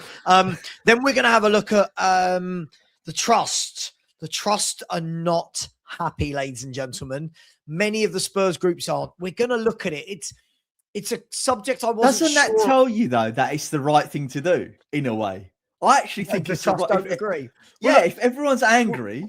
Yeah, we'll get to it. We'll get to it. Right, here is what the football club have said. Tottenham have said this. I will read it out for anyone that is hard of seeing. And hang on, let me do that. No, that wouldn't. Let's go back to that. We're gonna have Danny in the top corner for this one. There we go. I'll put us there. It says, we are pleased to announce the appointment of Roberto De Zerbi as our new men's head coach on a long-term contract subject to a work permit. God, can you imagine? Knowing our luck, this work permit will get rejected. It did. Roberto said, I am delighted to be joining this fantastic football club. We are fantastic. Thanks, I'll bet he is. Which is one of the biggest and the most prestigious in the world. I think Lubo wrote that sentence. Lubo wrote that, didn't he? In all of my discussions with the club's leadership, oh God, their ambition for the future has been clear: to build a team capable of reaching great achievements, and to do that playing a style of football that excites and inspires our supporters. I am here because I believe in that ambition, and I have signed a long-term contract to give everything to deliver it. He goes on to say, our short-term priority is to climb the Premier League table. No shit, Sherlock. Which will be the complete focus until the final whistle of the last game of the season. I'm looking forward to getting out on the training pitch and working with these players to achieve that. Now, here's what Johan Lang, our leader, said. Sporting Director Supremo Lang said, Roberto was our #1 target for the summer, and we are very pleased to be able to bring him in now. He is one of the most creative and forward-thinking coaches in the world of football and brings with him a wealth of experience of the highest level, including the Premier League. We can talk about his playing career. I don't think we need to read that, if I'm honest. Blah, blah, blah, blah, blah, blah. Yeah. So, guys, any thoughts on that immediately? That sentence from Lange, what an idiot. Why would you? So that means when Frank was here, basically you didn't want Frank, you wanted De Zerbi. So you didn't back Frank because you wanted De Zerbi. Is that what he's saying? No, if I was Frank, I'd be really pissed off with that statement. I'd be like, hold on a minute. You brought me in and you gave all the spiel that I was your guy and that, you know, we were colleagues from the same country and that we worked together and all this shit. And now you're saying De Zerbi was your #1 target from the summer before. I read it. I thought that I read that as that he was the target for this summer coming, but they've managed to get him in early. That's how I read it. Oh, it's this. Sorry, I apologize. Maybe I don't know. I don't know. I think he's talking. I think he's talking post Frank. Yeah, sorry. I misunderstood everyone. Sorry. The takeaway from that has got to be, again, it's those sound bites from Lang and De Zerbi, right? It's their vision is clear, the ambition is clear. And as fans, we're kind of like, oh God, but we've heard about this vision and this ambition for years, right, lads? And as much as I'd love to read that and go, I'm really excited, it is a TBC, isn't it? It's to be confirmed whether or not they've got that ambition, Dan. Well, again, when you hear something, about Spurs and ambition, it just makes you laugh, doesn't it? You just think, do they even know what the word ambition actually means? It's another thing that's just blatantly, it's getting said what people want to hear. We know that's going to be done anyway. We know that's the way it works. Okay, let's see the action. Yeah. Because Spurs are all talk, no action, and that's all we've been. So, okay, you've talked your talk. I don't really care what you've said, if I'm telling the truth, because I've heard it a million times. Now let's actually see some bloody action for once. Now let's actually see that you actually mean business. Yeah. Well, look, guys, what I'd like to look. I mean, it sounds good, right? I think we can all acknowledge that, right? It sounds good. It sounds, again, like this is our guy. This is our #1 target. We're on the same page. And it's good to hear that the manager thinks that the priority is to get up the league table quickly, because other than that, I don't really think there's anywhere to go. But guys, I want to do a super chat, and then I want to move on to, I feel like we can't have news and it be positive. There's got to be someone out there that's not happy. And it just happens to be our supporters' trust. So we'll come to that in a minute. But first of all, thank you so much to Blaine Dev. Wow, Blaine, very generous indeed. Thank you so much, buddy. Said, been absent too long. Hope you've been good, Sava. Deep down, are you excited or undecided on this appointment? If the players react, we might all have a slim chance of staying alive. Well, listen, first of all, thank you so much for the generous chat. Listen, I like the appointment. I've got nothing against the appointment. I like his style of play. I always caveat it, Blaine, with you can bring in Pep Guardiola, right? We can bring in Johan Cruyff. Well, we couldn't because he's passed away, but you can bring in whoever you want. But if the board don't back the manager to play that way and bring in the right players, it's another empty promise for me. So look, I'm happy with it. I think both the boys on the panel seem happy. I think most fans seem happy with him from a footballing perspective. But yeah, I think we will stay up now, Blaine. I think we will. You know, a couple of wins. Can we get a new manager bounce? And hopefully we can all move on from this dreaded season. But very, very, very generous, my man. Thank you so much. And I heard about your good news. So well done to you, Blaine. Well done to you. I'm not sure about us staying up still, Savo, if I'm honest. Oh, really? Not because I don't think it's De Zerbi's fault, by the way. So if we do go down, it's not because De Zerbi's come in and, you know, It's down to the players, isn't it? It's down to the players, right? We know that. They've left it so late now. You can't blame the guy coming in with 7 games to go. That's just ridiculous. But from all of the media that I've seen today about De Zerbi, you know, in terms of his history and, you know, his run of results and stuff, he doesn't historically do well when he first goes into a club. He gets a lot of losses. It's a bit like what Ange used to be like, you know, when he starts at a club and he loses a lot in the beginning and then they start winning. He's a bit like that. So I'm wondering whether he can come in this type of situation and turn it around. Yeah, I mean, look, we'll see. I just feel more confident under him than I do Tudor. Let's put it that way. Yeah, but I agree. I just can't envision going down. What I do see De Zerbi doing is I really see Gallagher really liking him. I can see Gallagher flourishing under someone like De Zerbi, because De Zerbi loves players that put his shift in, right? And we know Gallagher can put a shift in, and we've seen what he's been like at Crystal Palace and Chelsea. And in a system in De Zerbi's system, right? I can see a role for Gallagher in that system. You know? Yeah. Well, look, let's have a look at the trust statement, and then let's have a look at what we think the team might look like. Now, look, first and foremost, it was an article on the BBC that was brought to my attention. Whenever I'm live, people send me loads of shit, right? Like people send me, have you seen this? Do this, say this. You can see here that this is made the BBC, right? So less than an hour or just an hour and a half after signing a new manager, we're already in the media for something other than football, right? Now, It was I'll already read there. bits of this and then I'll go to the actual trust. I think this is an interesting topic. Where are we? Where am I going? I'm going here, aren't I? So it says here, the opposition is growing among official Tottenham fans groups to Roberto De Zerbi being named as manager. Well, it's a bit too late for that. Bearing in mind, this was only about 20 minutes ago. It's a bit too late. He's been named as Spurs manager because of his controversial support of Mason Greenwood. And we'll talk about that in a minute, guys, because I don't actually think, at the risk of putting my 2 pence in, I don't actually think it was controversial, his support of Mason Greenwood, what he said. But hey, we'll get there.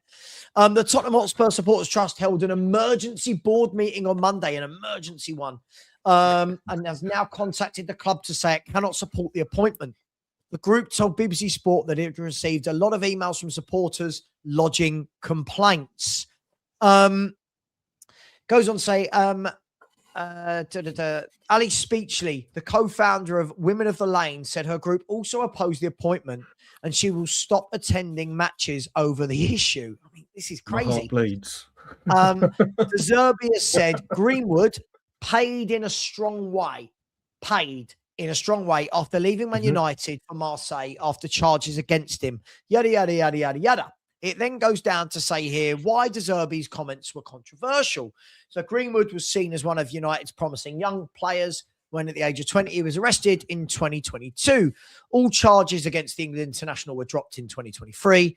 And then Greenwood left Old Trafford to continue his career on loan at Getafe and then Marseille.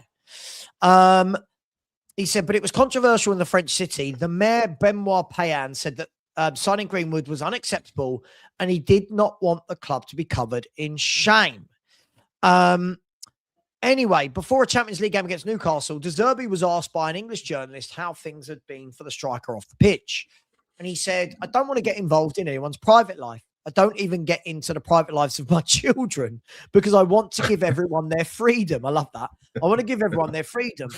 All I can see is that Mason seems a good lad. He paid in a strong way for what happened. He has probably here found the right environment for him, which gave him affection and held out its hand to him. When I look at him as a person, I feel sad for what happened in his life without getting into the details because the person I know here is very different to the one that has been described, especially in England. It says here, the last thing I'll say is I'm not going to go into the rest. It says De Zerbi is accused of downplaying the allegations and painting Greenwood as a victim. Now, guys, I'm going to bring you in here before we look at what the trust have actually said. Call me old-fashioned, gentlemen, if you must. All I see there is a manager asked a question about his player, and he said nothing to do with the incident. He's not condoned the incident. He's not really referenced the incident. He said he's playing well. He paid for it. He's here, and he's getting on with his job. Like I don't know, but maybe I'm old school, but I don't see the drama in what he's actually said about Greenwood, or am I missing something, lads? With that one, right, how do I put this? I'm going to put this best I can because I'm on your channel. As far as I'm concerned, I don't care, bar maybe one or two things, what goes on in the private life. I really don't. And as all he did was put Greenwood in his team, basically, and said, look, a lot's gone on, but it ain't my issue. I'm here for the football, basically. Right. And another point I put with Greenwood is there was no prosecution over it. And if there was that much evidence, even though she dropped the charges, the law states the police would have had to take her to court anyway. So with all that, that's all pushed aside. He's got a life with her. He's got 2 kids with her. But why is Greenwood even being brought into this? Now, if he was coming to the club, I could see why some people would get a bit moody over it. But Greenwood ain't even coming here. So why do people care? So in that aspect, if certain people are going to have that attitude, then I also expect them to have the same attitude with Paul Gascoigne.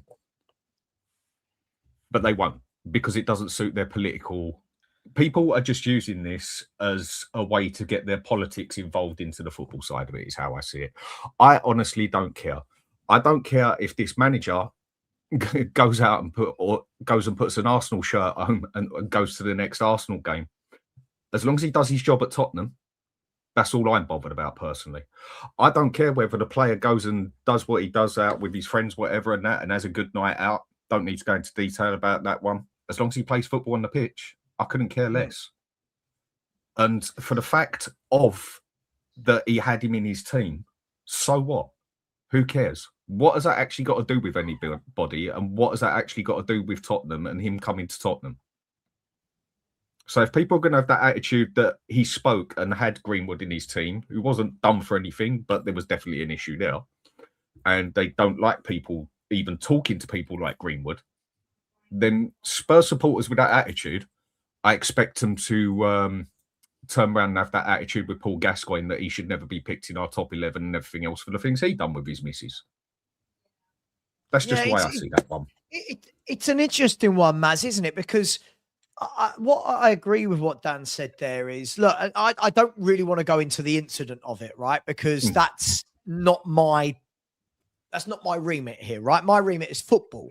If I bring this back to football, Maz,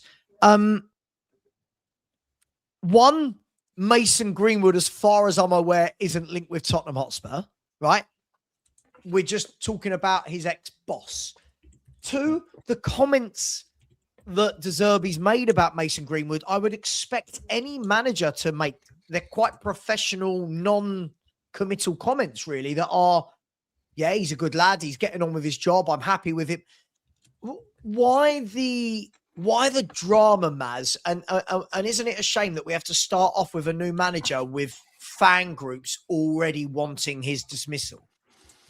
Yeah, they're trying to bring politics and social issues and into football, and I think there should be no place for that.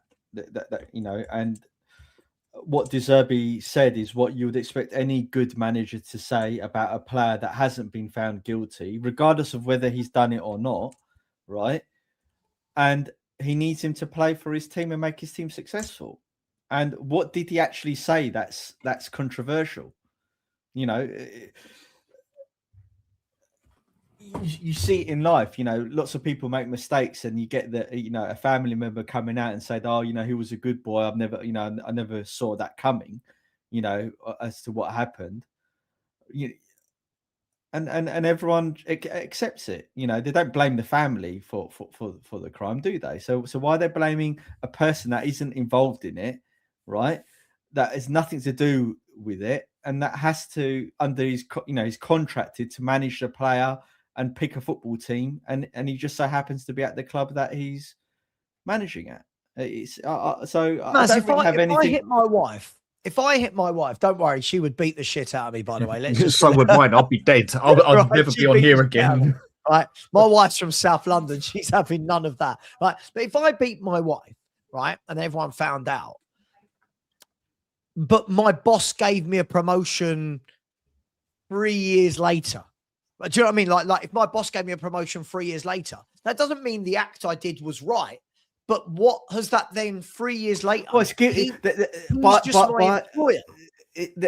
what they're doing is that they're trying to get people guilty by association. They're trying to cancel him, right? It's cancel culture, right? Yeah. And I believe that cancel culture, the way that, look, I don't want to get political, but the way that I'm going to say the woke part of society operates, I don't think is reasonable, right?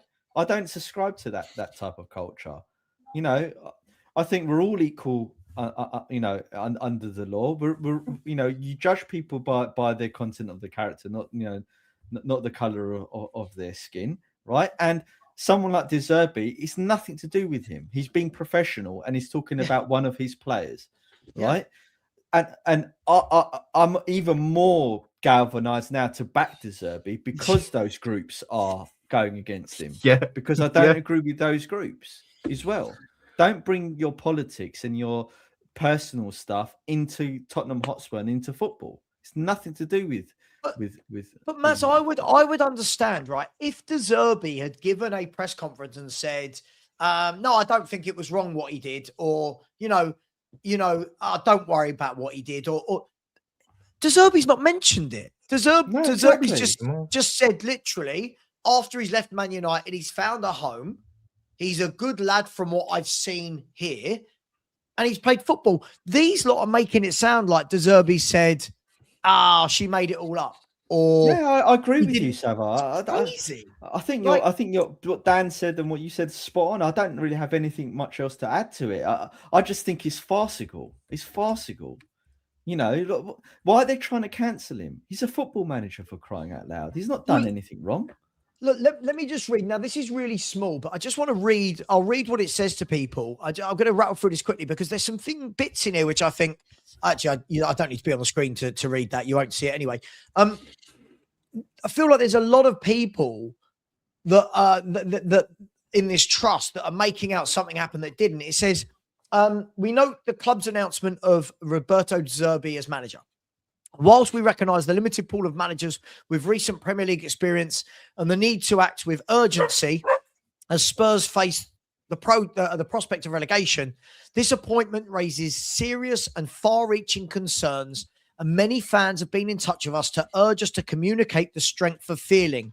We raised these concerns directly with the club prior to its announcement.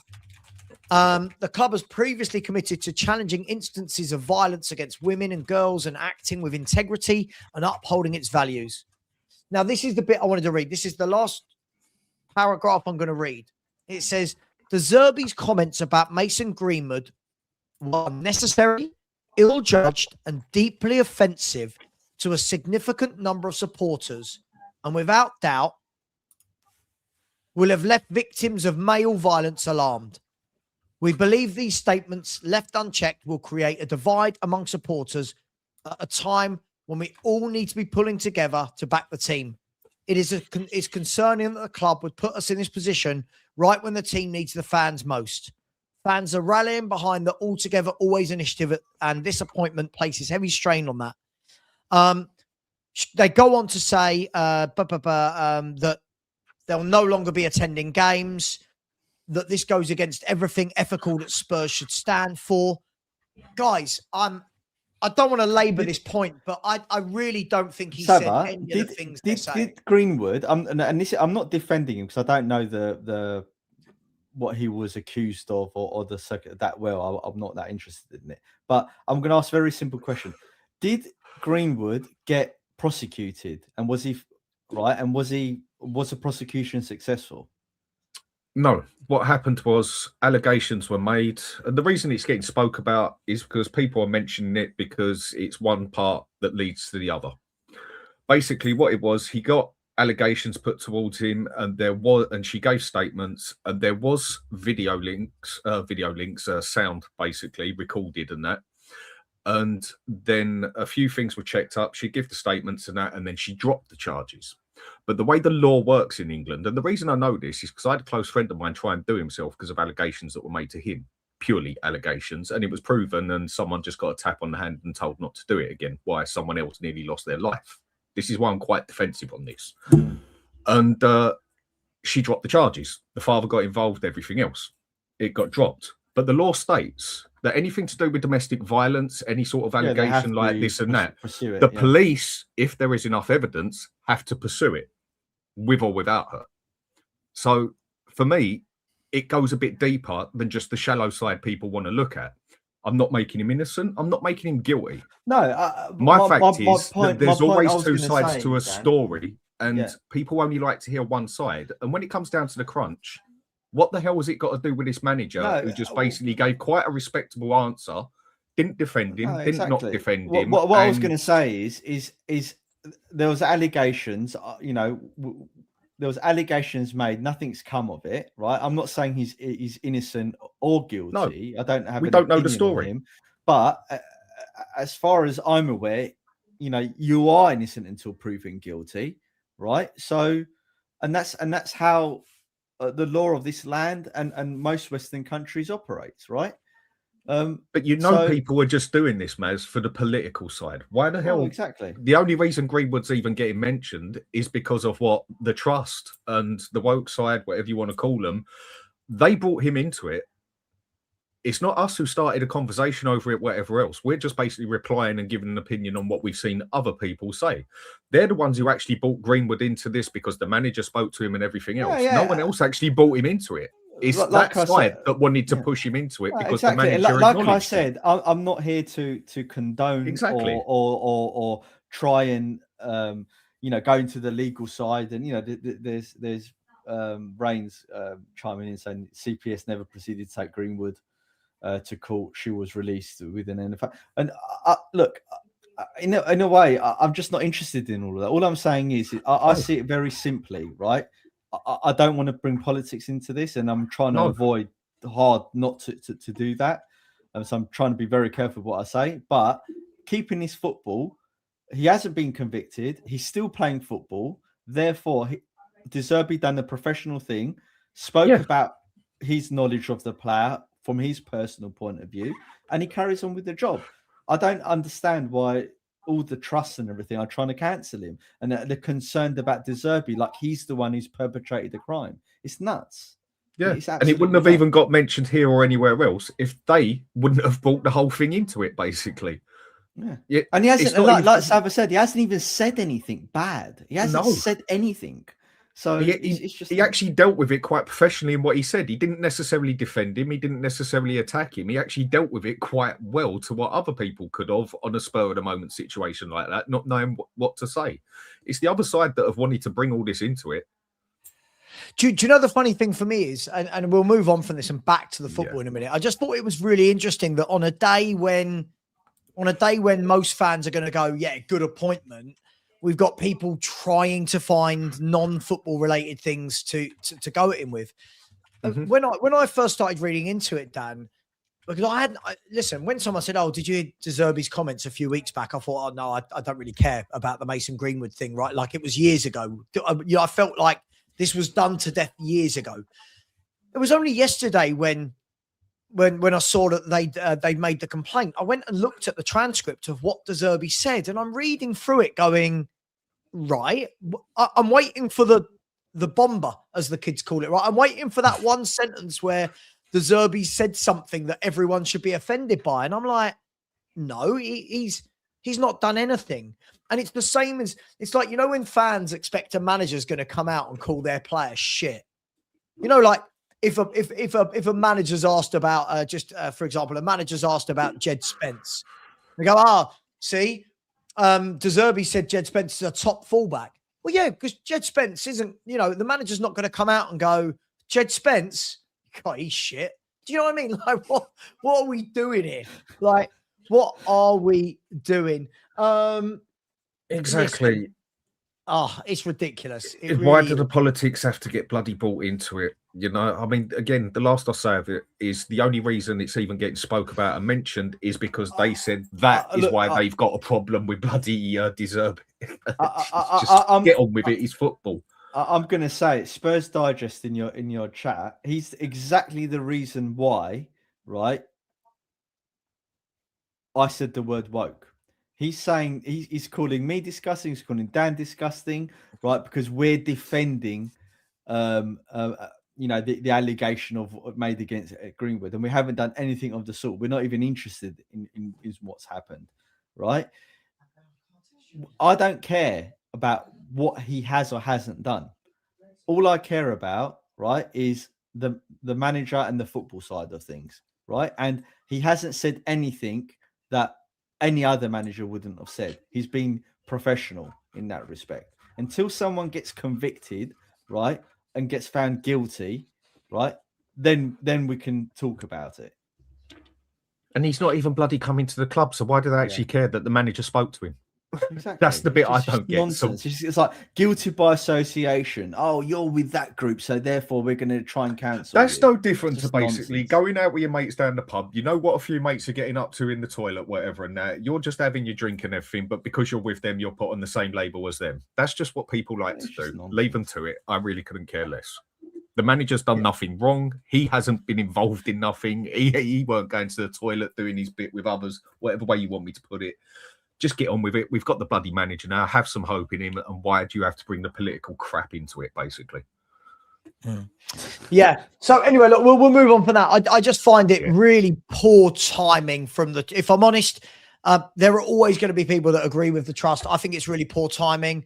I think today should be about welcoming the new manager into the club rather than trying to find reasons to cancel him for.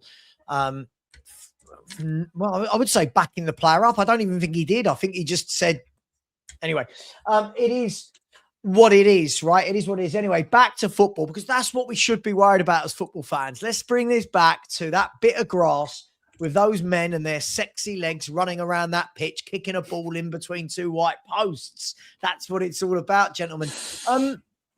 Listen, De Zerbi is known for his style of play. His style of play is very much possession-based. His style of play, he almost doesn't play with wingers as such. He almost likes to push to have 2 10s and use his fullbacks for width.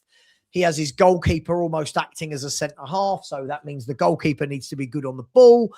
Maz, a lot needed to make that a reality. Not forget these 7 games, because these 7 games are about survival, but to make his style of play a reality moving forward, a lot's going to need to change personnel-wise, isn't it, in terms of footballers? Well, it's definitely going to need to have a close look at that midfield and see if the midfielders are up for his style of football. I mean, if he's going to play that 2-10, who are those 2 10s going to be? That's my question. Is it going to be Simmons and who? You know, can Gallagher do it? Maybe not. I think Kudus. I think it'll be Simmons and Kudus until the summer. Well, he would have to. I guess he would sort of have to do that, won't he? Because if he doesn't play with wing, like traditional wingers or wide forwards, then I guess he would have to do that. And then in which case, who's going to be the holding mid? Is he going to stick with Paulinho? Is that his job's going to be? Is he going to be that destroyer in the center of the park, keeping things moving? Because one thing I would say about Paulinho is he's great at doing the crunching tackles and stopping the other team, but is his distribution up to the mark to be able to win the ball back and pass it forward? That what we need. Don't know if he's that player. Maybe he will just stick Gallagher there and do that, and then is Gallagher that DM that you want? I don't know, mate. He usually played a 4-2-1, if I remember right. But what does he play? Does he play it a tighter fit, or does he play it with wingers? He tends to use 4-2-3-1, isn't it? I think what's really important. But you can play that tighter or winger, can't you? Like 2 10s as such. I think what's really important to note about this conversation is whether or not this is something that he's going to automatically go to from game one, or whether or not this is what we're going to see adopted when he actually gets his own players. You know, so necessarily what I'm saying is what we might see against Sunderland and Brighton, for example, isn't going to necessarily be what we're going to see from De Zerbi moving forward once he gets the right players in the right holes. But then what he tends to do is have like the 2 10s behind the striker almost act as false wingers, if you will. So they kind of come inside, collect the ball, and then the number 10, the number 9 drops in, lets them go, and then the fullbacks are the ones that tend to provide the width. So you probably bit look of a at Christmas tree sort of style. Yeah. With 4 at the back. Yeah, kind of. Yeah, kind Okay. of a Christmas tree. So it's going to be really interesting to see what he does from game one, isn't it?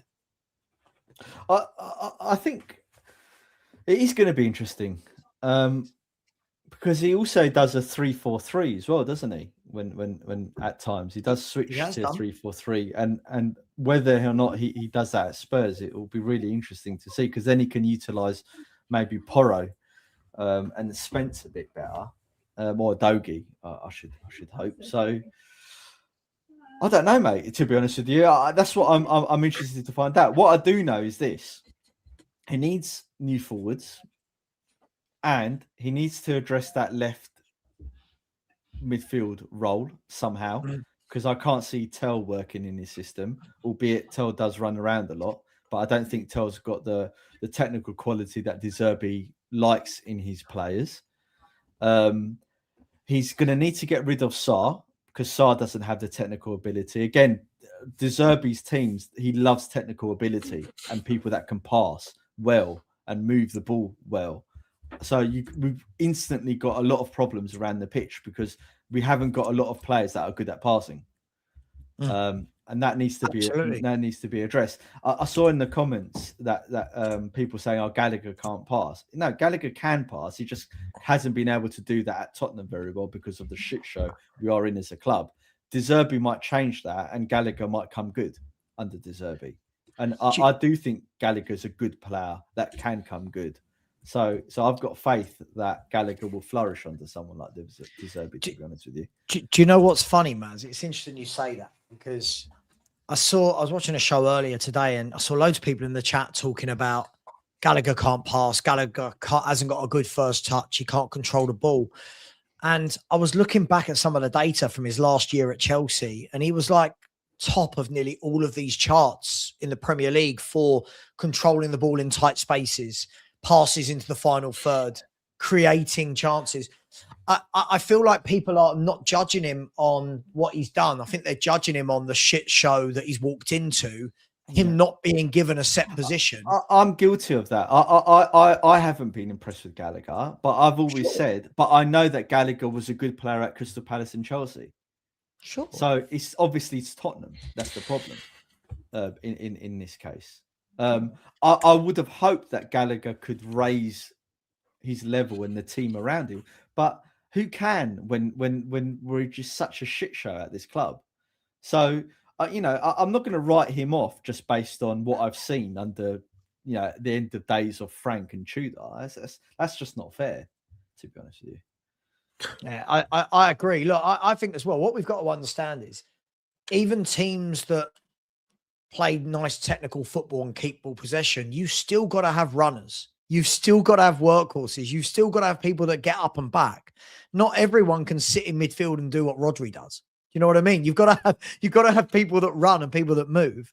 And again, I'll show you this, right? So again, this was his last season in the Premier League. Look, assists for someone that can't pass. He got the second most assists at Chelsea, 53 chances created. And we saw here, look, for somebody that's got really poor control and can't play, look, only 5 players had better touches under pressure than Conor Gallagher. And look at the players he's up there with, by the way. Look at the players he's up there with. Some very good technical footballers. Right? And then look, Conor Gallagher's stats and that. Listen, goal contributions, 11. Big chances created. Final third passes. Progressive passes. So when people are saying he can't do this, I feel like it's not that he can't. It's that we've not seen it at Spurs, because I'll ask you this. Have we seen Gallagher for more than one game in the same position with the same partner. No. I don't feel like I've seen this guy play centre mid for Tottenham other than maybe 2 games. I think I've seen him play centre mid. See, look, it's not about Arez. Listen, I don't do silly, stupid shit like this in my chat. Glazing, I'm not a 12-year-old. That's not how I talk. I'm not glazing him. I'm saying Conor Gallagher's a very good squad player for every club. Pochettino said it, right? Every club needs a Gallagher. He has a certain skill set, but the problem is you've got to drop him into a team. You can't just go, right, today you're DM, next week you're number 8, next week you're right wing, then you're right wing back. So I agree with what you said. Look, there's D22nd in your chat says he's declined so much since then. Well, he was good at Atletico. He wasn't a bad player at Atletico. Simeone liked him. But I agree that since he's come to Spurs, we haven't seen the Conor Gallagher of old. Sure. I do hope, though, that I'm confident if we stay up and if De Zerbi starts well, that Gallagher will be one of the players that will improve the most under him. I'm quite confident in that. All I'm saying is, Maz, I'd like to see him. Like, at the moment, I've seen literally Conor Gallagher play in the worst form I've ever seen Tottenham in, right? 13 games without a win. And he's been on the bench. Like, it's funny. People keep coming at me in my chat, Maz, all the time and going, gutted your boy Gallagher. And I'm like, hang on, in all of these games we're losing, he's not even starting. He's not on the pitch. What are you blaming him for? You know? I mean, sorry, go on there. Go on. I don't think he was the player we needed, but he's definitely a player that you can fit into a team, basically. He's like playing him on the right-hand side and that isn't where he plays. I mean, he's definitely a much better version of Sarr, isn't he? I mean, I think he's been terrible. I mean, who would you rather have playing there doing that running around job, basically? Would you rather have Gallagher or Sarr? I know I'd definitely rather have Sarr there. And something that Maz brought up earlier, like when me and him spoke about this before, I agree with what he said. Gallagher is more the one that I think doesn't necessarily get things ticking himself, but he needs to be part of the right team to do what he wants to do as such. Whereas you've got other players that could come in and do what they want to do pretty much no matter who's doing what. He's definitely the one that you need the right player next to him and in front of him to be doing their job so he can do his. Yeah. And I think that's where you'll see more out of him. Put him and Paulinho next to each other, or even him and Bentancur, whatever, with Simmons in front of them. I think you'll see something work there. I think he's definitely a type of player you can need in your team because he's a workaholic, basically, and it's always good to have I that. can't believe, by the way, we haven't seen, and correct me if I'm wrong, but I don't remember a game where we saw Paulinho, Conor Gallagher, and Simmons playing in the I'd love to see that free. Yeah, absolutely. Can we just see it, please? Yeah, let's just see it. It makes sense. The DM, the box-to-box, the playmaker. Not once have we seen it. Absolutely. And I tell you, this is what makes me laugh. This for me is what is cultivated from YouTube and online fans. First and foremost, my opinion of Gallagher shouldn't have any relevance to Bergvall. Bergvall was not mentioned. They're not the same type of player, right? The difference, Max, I will give you is I've seen Conor Gallagher play for England. I've seen Conor Gallagher captain Chelsea, and I've seen Conor Gallagher play for Atletico Madrid. I've never seen Bergvall do anything. Now, it doesn't mean I don't think Bergvall will be a good player in the future, but the difference is what I saw at Chelsea is what I thought we would get out of him at Spurs, but to get that out of him, I'd like to see him play. But Max, the problem is, if we are going to be, I mean, Conor Gallagher's made about 9 appearances for Spurs. I think he's completed 90 minutes once, and I think he's played centre mid about 3 times. If that's the sample size, we're going to have to say a player isn't good. God help any future signings, right? God help any future signings if they are given that little time to make an impact. So I just think it's crazy. Look at our fan base. Honestly, it's crazy. He runs around like a nutter, just kicking everyone. That must be why Simeone wanted him. It's why Pochettino loves him. Yeah. And it must be why Emery wanted to sign at Aston Villa. But the thing is, Sava, you can name that about any of our midfielders. Of course. Which midfielder has actually been good for us that hasn't done that? But they all do it.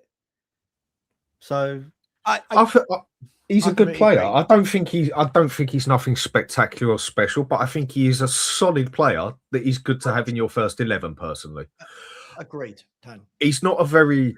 I wouldn't say he's a very universal player as such overall, if that's the right phrase to use for it as such. He is good at what he does, like Paulinho. Paulinho is solid at what he does, and that is playing as a DM. Try and get him playing attacking or on the left wing or on the right wing, and that you're not going to see what he's capable of. He's not a very, I can't think of the right word for it, but he's not a player that's going to play here, there, and everywhere like some players can. Can I just say, the criticism that people say is, oh, he does a lot of running around. You know, runs. That's what we need. We need that player. Yeah, you complain that Romero's up the other end of the pitch and just walks back. So what do you bloody want him to do? You've got you know, we don't have enough players that put in the effort and the work rate. And I think this is first of all, yeah. Listen, critical thinking isn't for everyone. I get that, but I think what's funny is, Steve, you got a point. You got to remember the same fans that are having a go at me about Conor Gallagher. By the way, everyone making it out like I've said we should build a team around him. I've just said I like him as a player. This is the same fan base that told me they didn't want Lookman, Steve. You're right. This is the same fan base that said Lookman isn't good enough for Spurs and we needed better. This is the same fan base that told Danny and I that Locatelli and Manu Kone wouldn't work in the Premier League for Tottenham. This is the same fan base a few years ago that when we were linked with people like Nathan Ake said he's not good enough to play for Spurs. Livramento was another one. Marcus Rashford. Grealish, we should never have loaned him. Grealish, right. So you listen. What I will say is, same what I'll say with Sosa, but to a less degree because he's a kid. I will judge Conor Gallagher properly at Tottenham when we actually have a style of play and he's actually given a run of games. I can't judge him when he's sitting on the bench, being injured, being ill, 20 minutes on the right wing, 20 minutes at right wing back. And that goes for all the players, right? Listen, this is one for me where next year, lads, what will happen is, if we do get a settled team and we're playing once a week and Conor Gallagher is part of the 11, people will go, what a good coach. He made Gallagher good. No, maybe Gallagher just needed to be in the right team with the right setup. You see, with Gallagher, if we get him to settle down wherever, which I don't think will be too hard. I mean, who did settle down in that team the way Tudor was playing it from left to right, here, there, and everywhere? I personally think he's one of those players that if we do get him to settle down, I think he's one of those ones that while he's on the pitch, you just really won't notice much of him. But when he's off the pitch, I think he's one of those players you might notice more when he's off the pitch than when he's on the pitch. Yeah. Listen, there's a reason why Gallagher, Simeone, Emery all want him, right? There's a reason why all these managers have gone, get me that guy. But not good enough for our club when we're sitting 70th. Listen, I'll be honest, I don't ever want to watch a midfield again of Gray and Sarr. I never want to see that. I never, ever want to see that ever, right? So, but guys, need that man who's going to do the dirt. Sorry, go on. No, God, you're right. You need that man always who's going to do that dirty work in the middle, basically. Who's going to run about like a headless chicken when he has to, or get the ball, get himself stuck into it, put himself in front of the ball. And he does do all of them. And I think people are misunderstanding some point that people are saying that he's a world-class player, spectacular. No, I don't. And no one is saying that. But for me, he is a solid team player for an 11, especially with a team with our lack of capability as such. If we can get things working properly. And yeah, I think he's just definitely one of those players that you notice more when he's not on the pitch. People slated off Bentancur.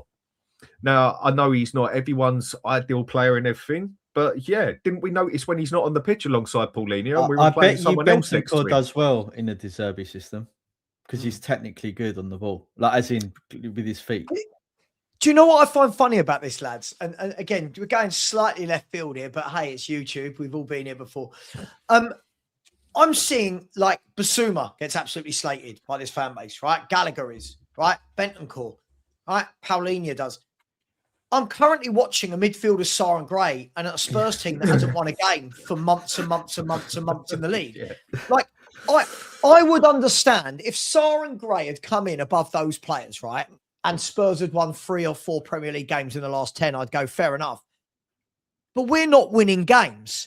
So when we're going, oh, yeah, see, he's shit. Well, how? He's the one not playing. These players that you're praising are the ones on the pitch.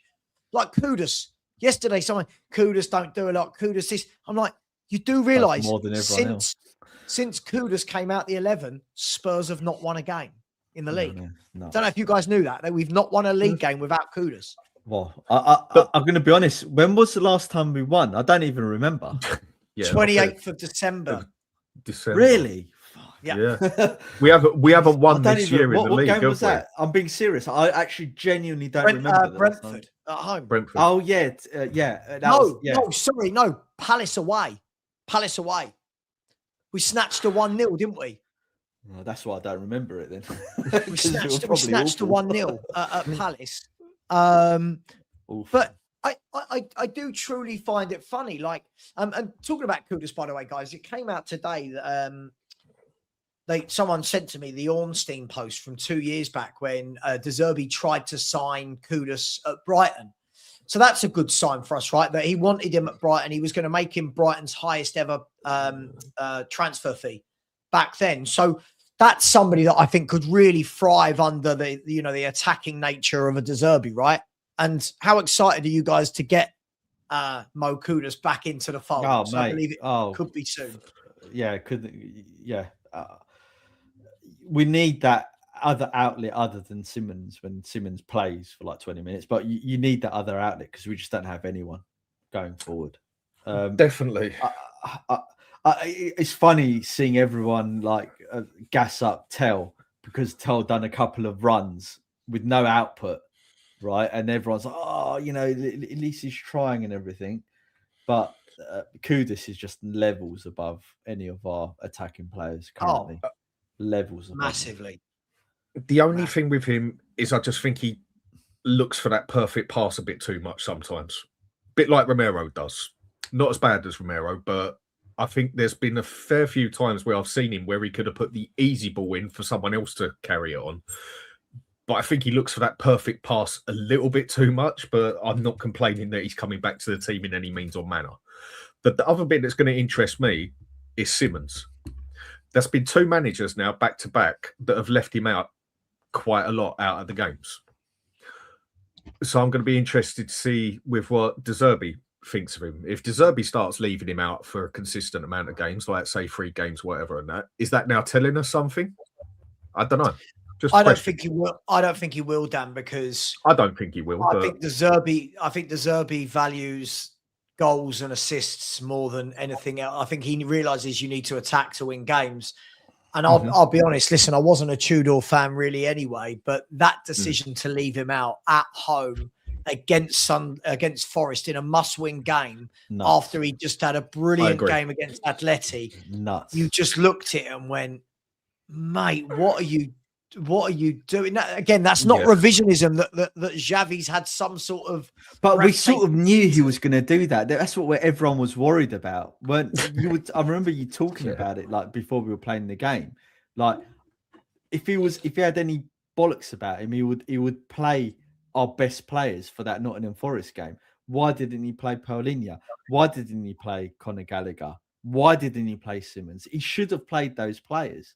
In that game. It was a must-win game. You need your best defensive midfielder in that game to battle. You need that. You need your best creative player that just scored 2 goals the game before.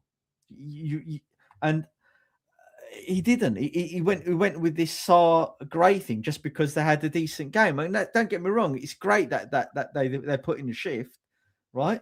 But this was a must-win game, and he just bottled it. I don't think De Zerbi would bottle it in that occasion, to be honest with you. No. Yeah. I mean, it's okay as well. And welcome, Eugene, to the channel. I think what's interesting as well is, Xavi Simmons had a lot of pressure put on him this season because of what happens to Maddison. What would have actually been lovely would have been if you had a Maddison fully fit and a Xavi Simmons could be brought in and nurtured in slowly and gently without having the weight of the world on his shoulders in season 1. Unfortunately, we haven't had that. Xavi Simmons has now had 3. This will be his 3rd manager in 30 league games or whatever, 32 league games, whatever.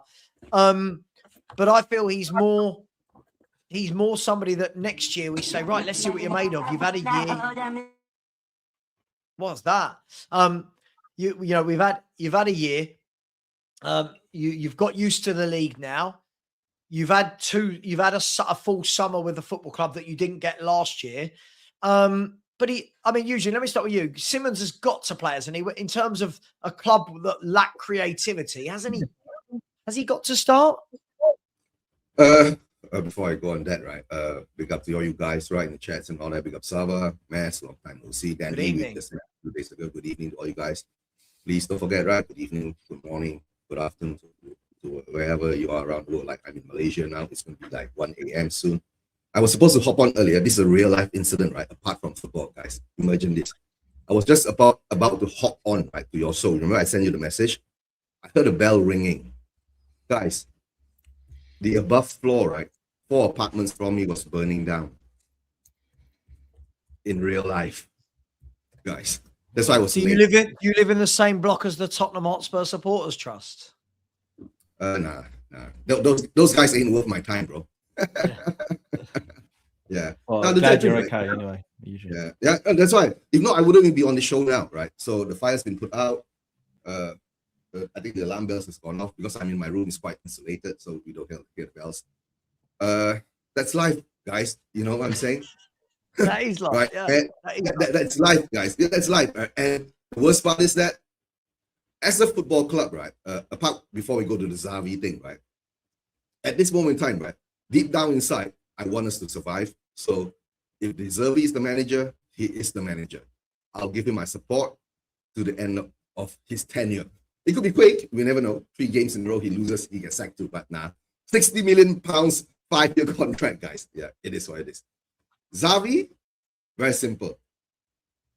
He was supposed to be the stand-in for Madison when he got injured, right? And when he's been brought in, and we hardly ever see him being used.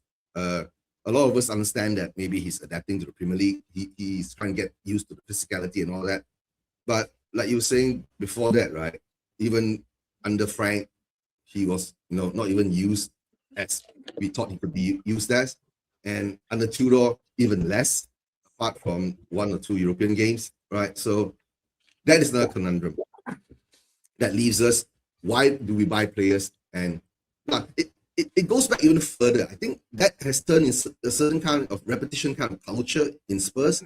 We buy players, we don't use them. We buy players that are useless and we don't use them, right? And half of the players we buy get injured too easily.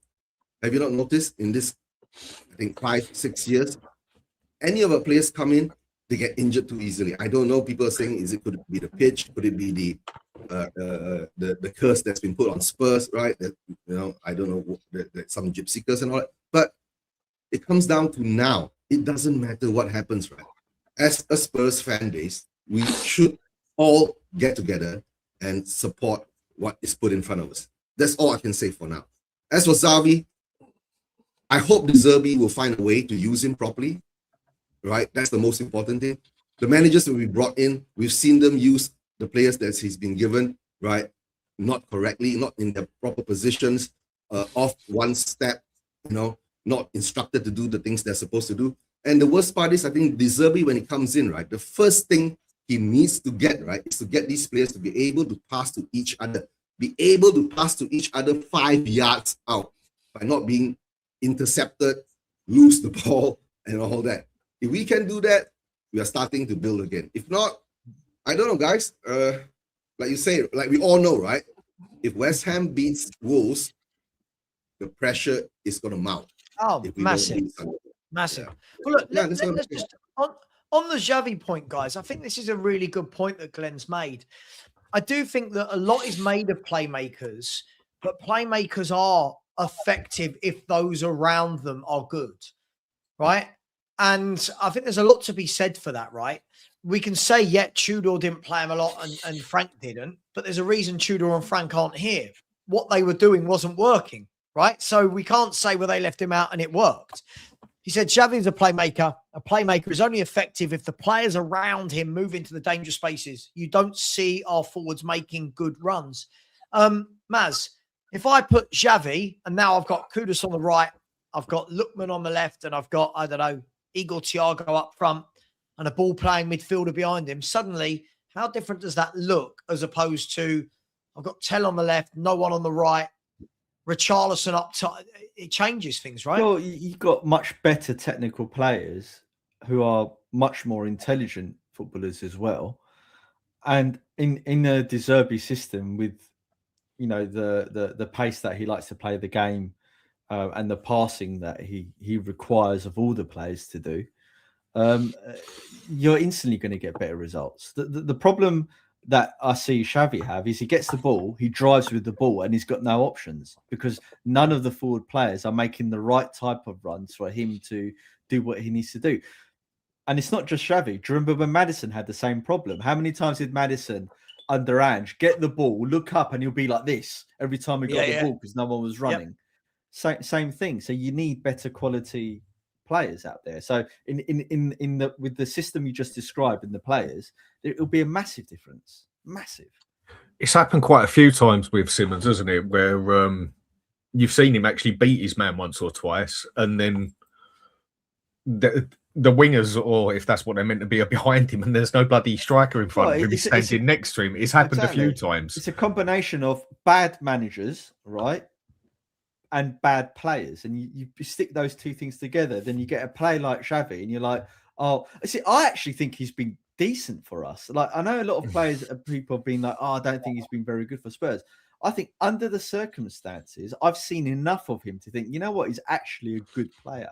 He just doesn't have the players around him, or he's not being played in his strongest position, which is the number 10. He's always being shoved out on the left. Now that's fine. I personally think he can play on the left, but he can only play on the left when he's got other good players around him to support him. But he doesn't have anyone to support him because he does that for Holland, right? So I don't know. I like Xavi. I think he's a good player. He's had his moments where you can definitely see there's a bit of skill there. But I can't say he's done anything in particular this season to show me that he was a good buy. But then you can look at the whole team and say who's. That's what I'm about to say. But then you can look at the whole team and say who has. Maybe we get our acts together in a few things. With Simmons, I'm just not going to judge him until next season, basically, if we're in the Premier League, because I just don't know if he's got what it takes to be a Premier League player. And what I mean is, I've seen him get knocked off that ball just as easy as Archie Gray gets knocked off the ball, just as easy as Tell gets knocked off it. The physicality side of it, he definitely hasn't got. But then you don't usually ask your number 10 to be a physical player, do you? Like Maddison gets knocked off the ball easy enough. But Simmons, I've seen him literally get flicked off the ball like the others I've said. Maybe give him another year on there and he can improve in that aspect. But I'll start judging him at the end of next season. Yeah. But to me, he does come across like a bit more. I think he'd work better in Spain, basically, from what I've seen. But Modric, I've seen that he's a good player. Yeah, I know. That's what I'm saying. I'll give him another season before I judge him as such. No, he needs to build up. That's all. Yeah, when Modric came in, we were all saying what a flyweight he was for the Prem, and then the next season he just lit it up. You know. Yeah, that's why I've said next season I'll judge him on it. And saying he's just got to build up. It's not quite as easy to do that. Sometimes it's not that easy to build up if you haven't got the bone structure for it. It's not quite as simple. He ain't staying if you're in the Championship, though. No, definitely not. But then what one of our players could. Technically, you can see that he's superior to most of the players. Yes. Now, does that mean he's been great? No. But again, I come back to this whole thing we're saying about Gallagher. Sure, you've got to put players for a run of games in the right position and in a setup. Do you know what I mean? Like, if I said to you guys, the first 10 games of next season, Gallagher's going to be your box to box. Simmons is going to be your number 10, and you've got just because I know Dan likes him and I like him, you got Locatelli as your ball playing midfielder behind them. Because, by the way, just remember that De Zerbi did take him to Sassuolo to pay for him. Now I'm going right. Let me see those three play every Sunday together. For 10 games. Let's see them build a partnership where you go, that's your three, that's your triangle. Suddenly we're going, oh, they're much better this year. This year, how many games in a row you seen Xavi play number 10? How many games in a row you seen Xavi play with the same two wingers and the same striker in the same foot? Like, there's no continuity, there's no consistency, there's no partnerships being built anywhere on the football pitch. No, I agree. So for me, I think it's really difficult with a lot of the newer players to say, can I just say, signing or not, you know? Saba, I agree with you completely, by the way. Can I just say, if let's do a role reversal. Let's say Maddison was in the team and Xavi had the long-term injury. Maddison would suffer exactly the same things as what Xavi's suffering. Although I do think, from what I've seen, Maddison is a slightly better player than Xavi at the moment. Right, assuming Maddison was fit. More than slightly, depending what you want them to do, basically. Yeah, I think they're two different types of playmaker in that aspect. Maddison is an old school playmaker that you really don't see much of anymore. He already knows where he wants to pass. It's a bit unfair because Maddison's been in the 7 years in the Premier League. Yeah, exactly. Yeah, I know. Like he is, but again, I'll tell you what sums up this fan base, guys, is you think how much shit has James Maddison had for the last 2 years before this one at Spurs? And look at his stats in the Premier League, right? He's in the top 10 stats for the last 7-8 seasons for all midfielders and playmakers, right? Look at his numbers. And right? God, don't you know it when he's not playing. Right. And absolutely, Dan. Absolutely. And I was critical of him. I remember arguing with you, Sava, about Maddison, but I always maintain it's not because I don't think Maddison's a good player. Yeah, I remember those now. Yeah. I just think they're two different types of playmaker. But the thing is, it wasn't that I didn't believe that Maddison wasn't a good player. I thought it was a great player. I just was expecting Maddison to be like Eriksen, right? And that's what I felt we needed in Andrew's system. He is similar to Eriksen, though, Maddison, isn't he? He's very much the same sort of player. I don't think he controls the game like Eriksen. I think Eriksen dictates play. He plays more like Eriksen than he does Simmons. Simmons is more of a playmaker that get the ball, take his man on, because he does try and take his man on and then pass it. Whereas Eriksen and Maddison, they already knew who they were passing to before they got the ball, or they'd spot it at the last split second if someone got in a better position. That's what I mean by old school playmaker, basically. No, I agree. I agree with you. I think Maddison, though, was also a victim of Andrew. Eriksen. Well. What? No chance. What? Listen, if you're trying to be a troll, you're doing a very good job. Eriksen overrated. That boy was no quality. Chance, mate. What are we doing here? No that chance. boy was quality. And the fella had a heart attack and was still able to play bloody football afterwards. We should have got him that season when he went to Brentford. We should have bloody got him back. Oh, mate, you got a lot. But again, when I look at someone like Maddison, right, and I think it's important when you look at this, right, for a player to have those numbers year in year out, like his GA combined every year other than 1 year was above 10. Yeah. 1, 2, 3, 4 of those seasons were above 15. We're talking about somebody that constantly churns out goals and assists. And when you take that out the team, you massively notice it. And this is why I've said this year, I think this would have been a very different season. If Kulu, to a lesser degree, and Maddison had been available, I don't think we're in this relegation battle. I don't think we are, but hey, we are where we are. Eugene, we haven't heard from you. What's your De Zerbi take? Are you happy? Is this the manager for you? Sava, you know me, right? I've been manager don't care since we got our Tottenham back by Levy. Yeah. Right? Yeah. It doesn't matter to me. Just as long he comes in, he can get a tune out of these guys, right? I'll be happy, right?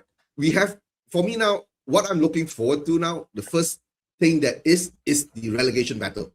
Get us out of there first, right? Yeah. Because then remember yesterday we did a show on cookies and Mark and sheriffs, right? I was saying it's all about the clauses in the contract, right?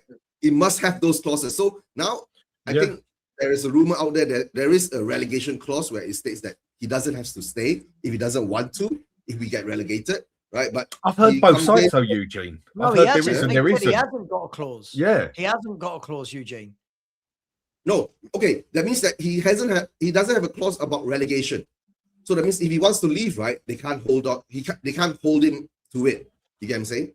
Oh, sure. Right? So yeah. yeah, if you he know, so leaves, it goes both ways. If you do have a clause, it's like this. You don't have a clause, it's like No, this. no, In the end, Eugene. it's the same I result. just want to add one thing. Sorry to interrupt you, Eugene. You can go. If he leaves while he's in contracts, he forfeits his compensation, right? So it's actually quite a clever move by not being in there. Yeah, I know. Yeah. There could be a clause that says that he would forfeit his. I mean, he would forfeit if he resigns, right? Not get terminated. If he gets terminated, he gets compensation. If he resigns, you know, then it But is. you what don't it is. offer a guy 5 years if you. Well, Tottenham do. Let's be honest. But I was going to say. Come on, man. We are Spurs. Have you forgotten? True. I said that. I was like, actually, we're Spurs. I forgot. Yeah, But Normal guys, rules don't apply to this football club. Normal rules do yeah, not but, apply. It's who we are, mate. no, guys, I have to make a move. Thanks for having me on, Sava. I know it's a short one because I still have to go and check on. Let's see what's happening. Go. over there. That's more important Yeah. than Spurs. Yeah. And okay, guys, like I said before, right? I don't want us to get relegated. It will break my heart, right? But if De Zerbi comes in and he can get a tune, I'll be very happy. But the most important thing at the moment now, right? I hope that the fan base can actually get behind this manager and support, especially at home. Please don't walk out, even if we are not doing well. Stay there and support the team. That's all I beg of you guys at home when you're at the stadium. I understand the opinions, the back and forth and all that. You all have your right. You spend your money. You're not happy. Spurs, in the first time in their life in this era, we're going through a relegation battle. I know we're not adapted to it, right? But I hope we understand it, right? That's all I got to say. Thanks for having me on. Right, take care, guys. Thanks for coming on. Appreciate you. Guys, I only want to go for another 10 minutes or so, but just quickly, it's interesting because they've got Roberto De Zerbi's playing style up on the screen on Sky Sports News right now, and it says this is factors from the Premier League data since the 24-25 campaign, and they're showing that the two biggest things that De Zerbi plays on are 10 plus passing sequences and possession. After that, it's building up attacks, press sequences, high turnovers, and progressing the ball. Yeah. But what he's not got a lot of is direct speed, direct attack, long passes, or aerials won. So for me, I read that and go, right, this needs a complete overhaul in playing style. Yeah. Do you know what I mean? Like I looked at that and went, "Oh, that's why, Sava. That's why I said I think Bentancur will do well in his system in terms of the passing stuff. Yes, Xavi should do well, assuming he plays well. Maddison will obviously do well when he comes back. Plays with basically technical ability. Kulu, Kudus, Tel, Odubert, Solanke, Richarlison, Adogi. I don't know about Adogi. Spence, I don't think he's going to do that well, if I'm honest, under De Zerbi, because I don't think he's. I don't know. I'm a bit. I think you're right. I think we need a massive overhaul. If he stays and he wants to get his types of players, I think half of our team need to go because they haven't got the technical ability. He seems to have a bit of a chip on his shoulder, doesn't he? Spence, yeah. I'm massively a bit of a chip. It's like a jacket potato, mate. He is. I really don't like him as a player anymore, if I'm honest.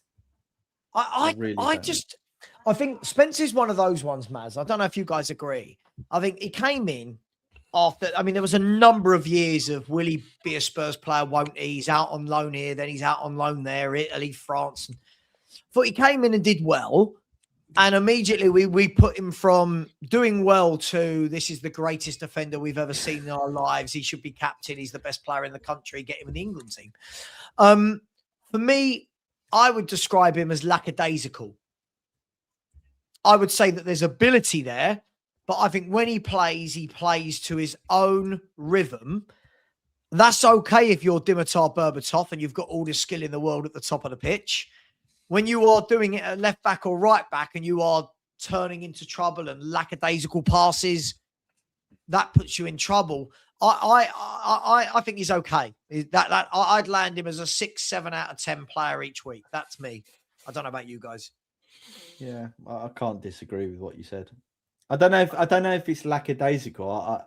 I think someone is it Botui, whatever he's 5141. He says unserious player. I think he is a bit unserious. I don't think he takes it seriously. I think he thinks it's almost arrogance. He thinks he's better than what he actually is.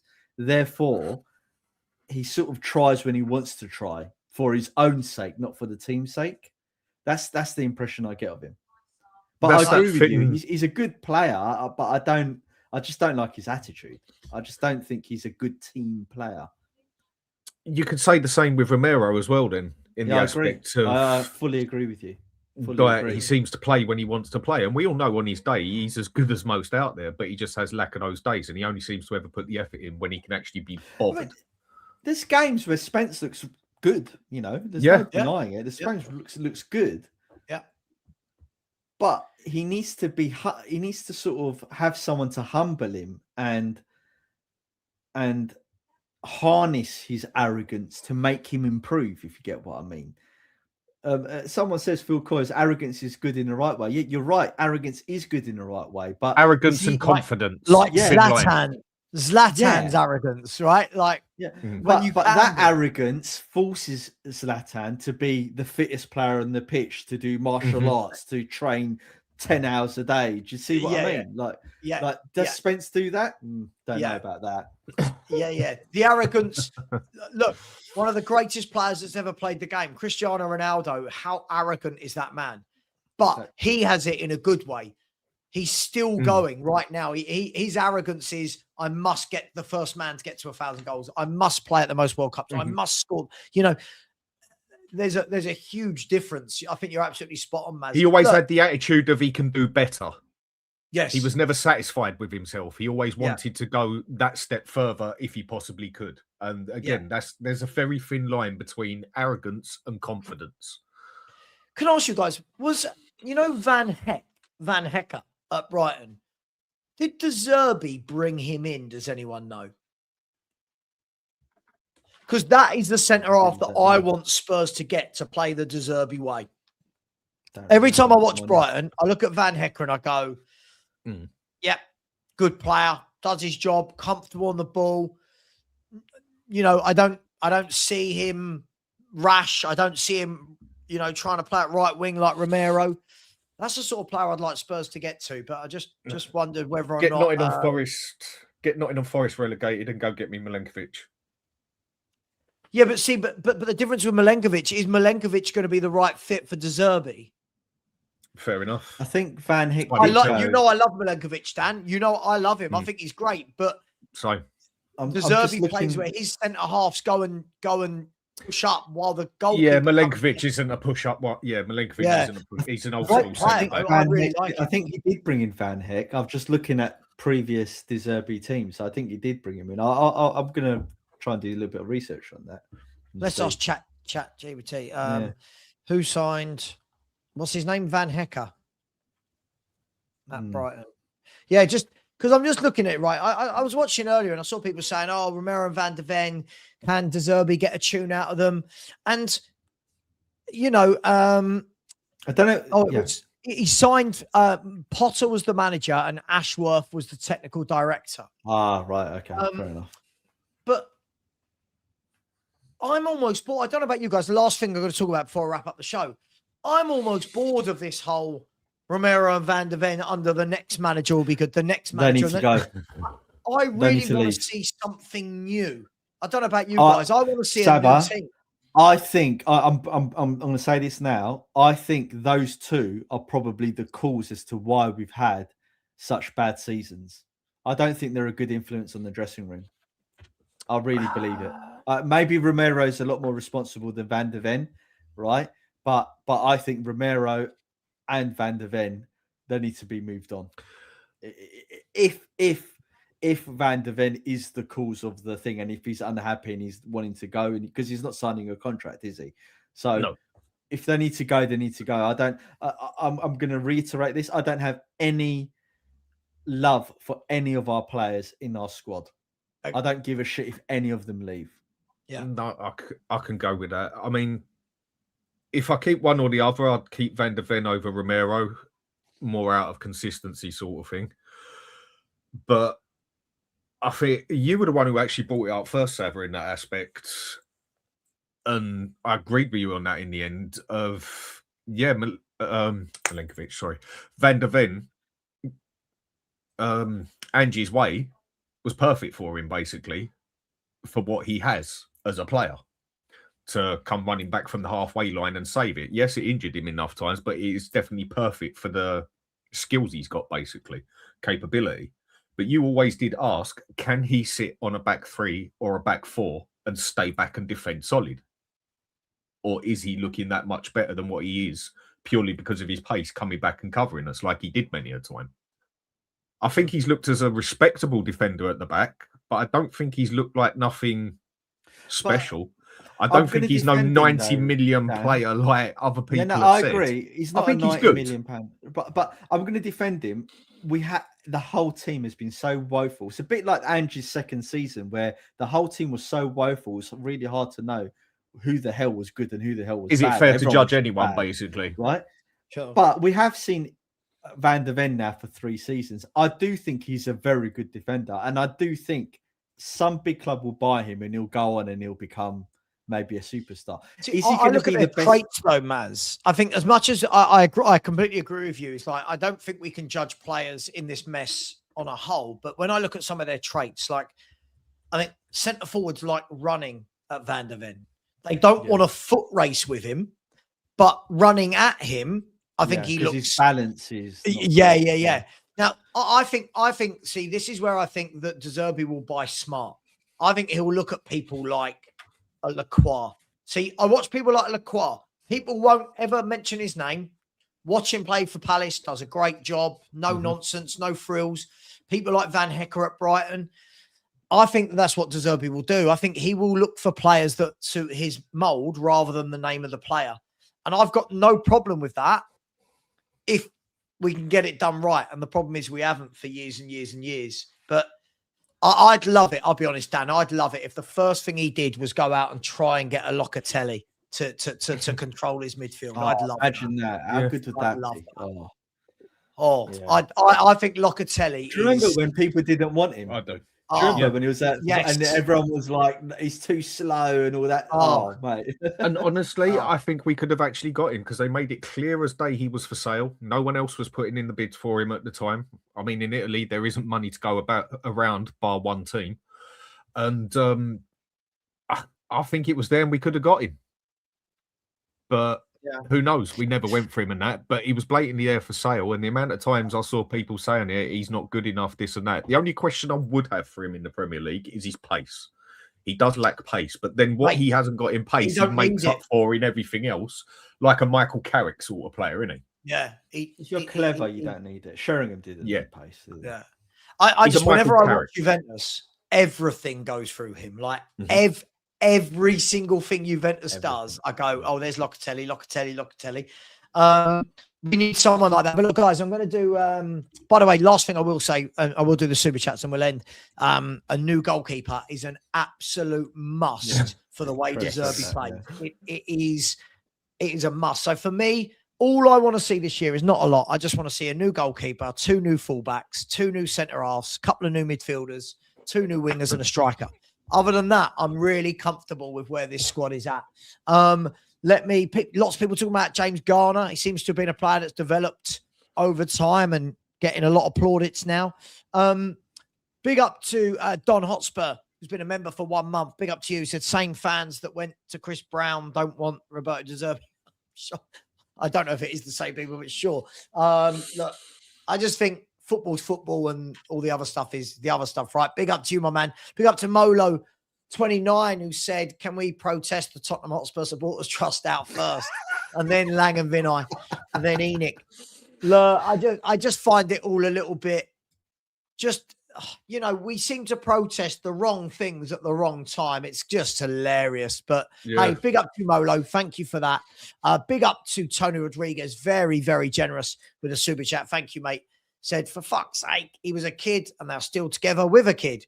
We have all done dumbass mistakes as kids, throw the first stone. Look, I won't go into detail about what he did and what he didn't do, but we're talking as though, big up to you, Tony, for that. We're talking as though Spurs have signed Mason Greenwood and we haven't. If we get linked with Mason Greenwood, then we've got some content, guys and girls. But it's the manager. It's not Greenwood.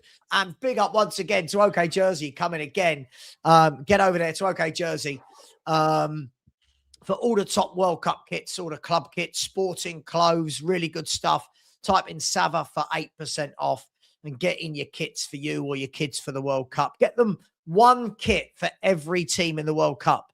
I think that's about how many teams this year in the World Cup? 98 or something, is it? Is it 100 countries playing in the World Cup? Something ridiculous. I honestly don't know. I think it's about 36. It's ridiculous. Like, it used to be a proper prestigious. Anyway, You get see how over much to the OK kit is? Jersey. Just a kit for a kid, basically. That's just shorts and t-shirt, £123. Ridiculous. Absolutely. Yeah, so check out. Yeah, check it out. Okay, I'll say it a Jersey, you know what I polite mean? way. Charge me that. I'll say go forth and multiply in the politest way I can. Yeah. Well, there you go. There you go. So get over to OK Jersey, World Cup kits, club kits, whatever you want. Get over there and Sava for 8% off. Thank you very much, my man. Really appreciate you. And a user has come in and said, stop complaining, wipe your nose and support De Zerbi. Yeah, like right now, I hate to be the bearer of bad news. We are in a relegation battle. Tudor is gone. The new manager's in. No matter how much we complain about that, I know it's Spurs, but even Spurs can't sack another manager in the next 7 games. So get behind him. Let's pray for a win. Let's stop all this Frank versus Ange versus Tudor shit. They've all gone. De Zerbi's our guy. Let's go with it. Dan, thank you very much. Really appreciate you. Thank you. Cheers. To Maz. Thanks. Thank you. Mate. Thanks for inviting me. Eugene. And let's hope that his neighbours who have had a fire, let's hope they're all right. And big up to Manny as well, who started the show off with me. And if one more person asks me about leaving YouTube, I think I'm going to bash my head against a brick wall. Anyway, guys, I'm off for a chilled night. I'm going to watch some crap on TV. And I'm going to go watch Last One Laughing. I'm going to have some dinner.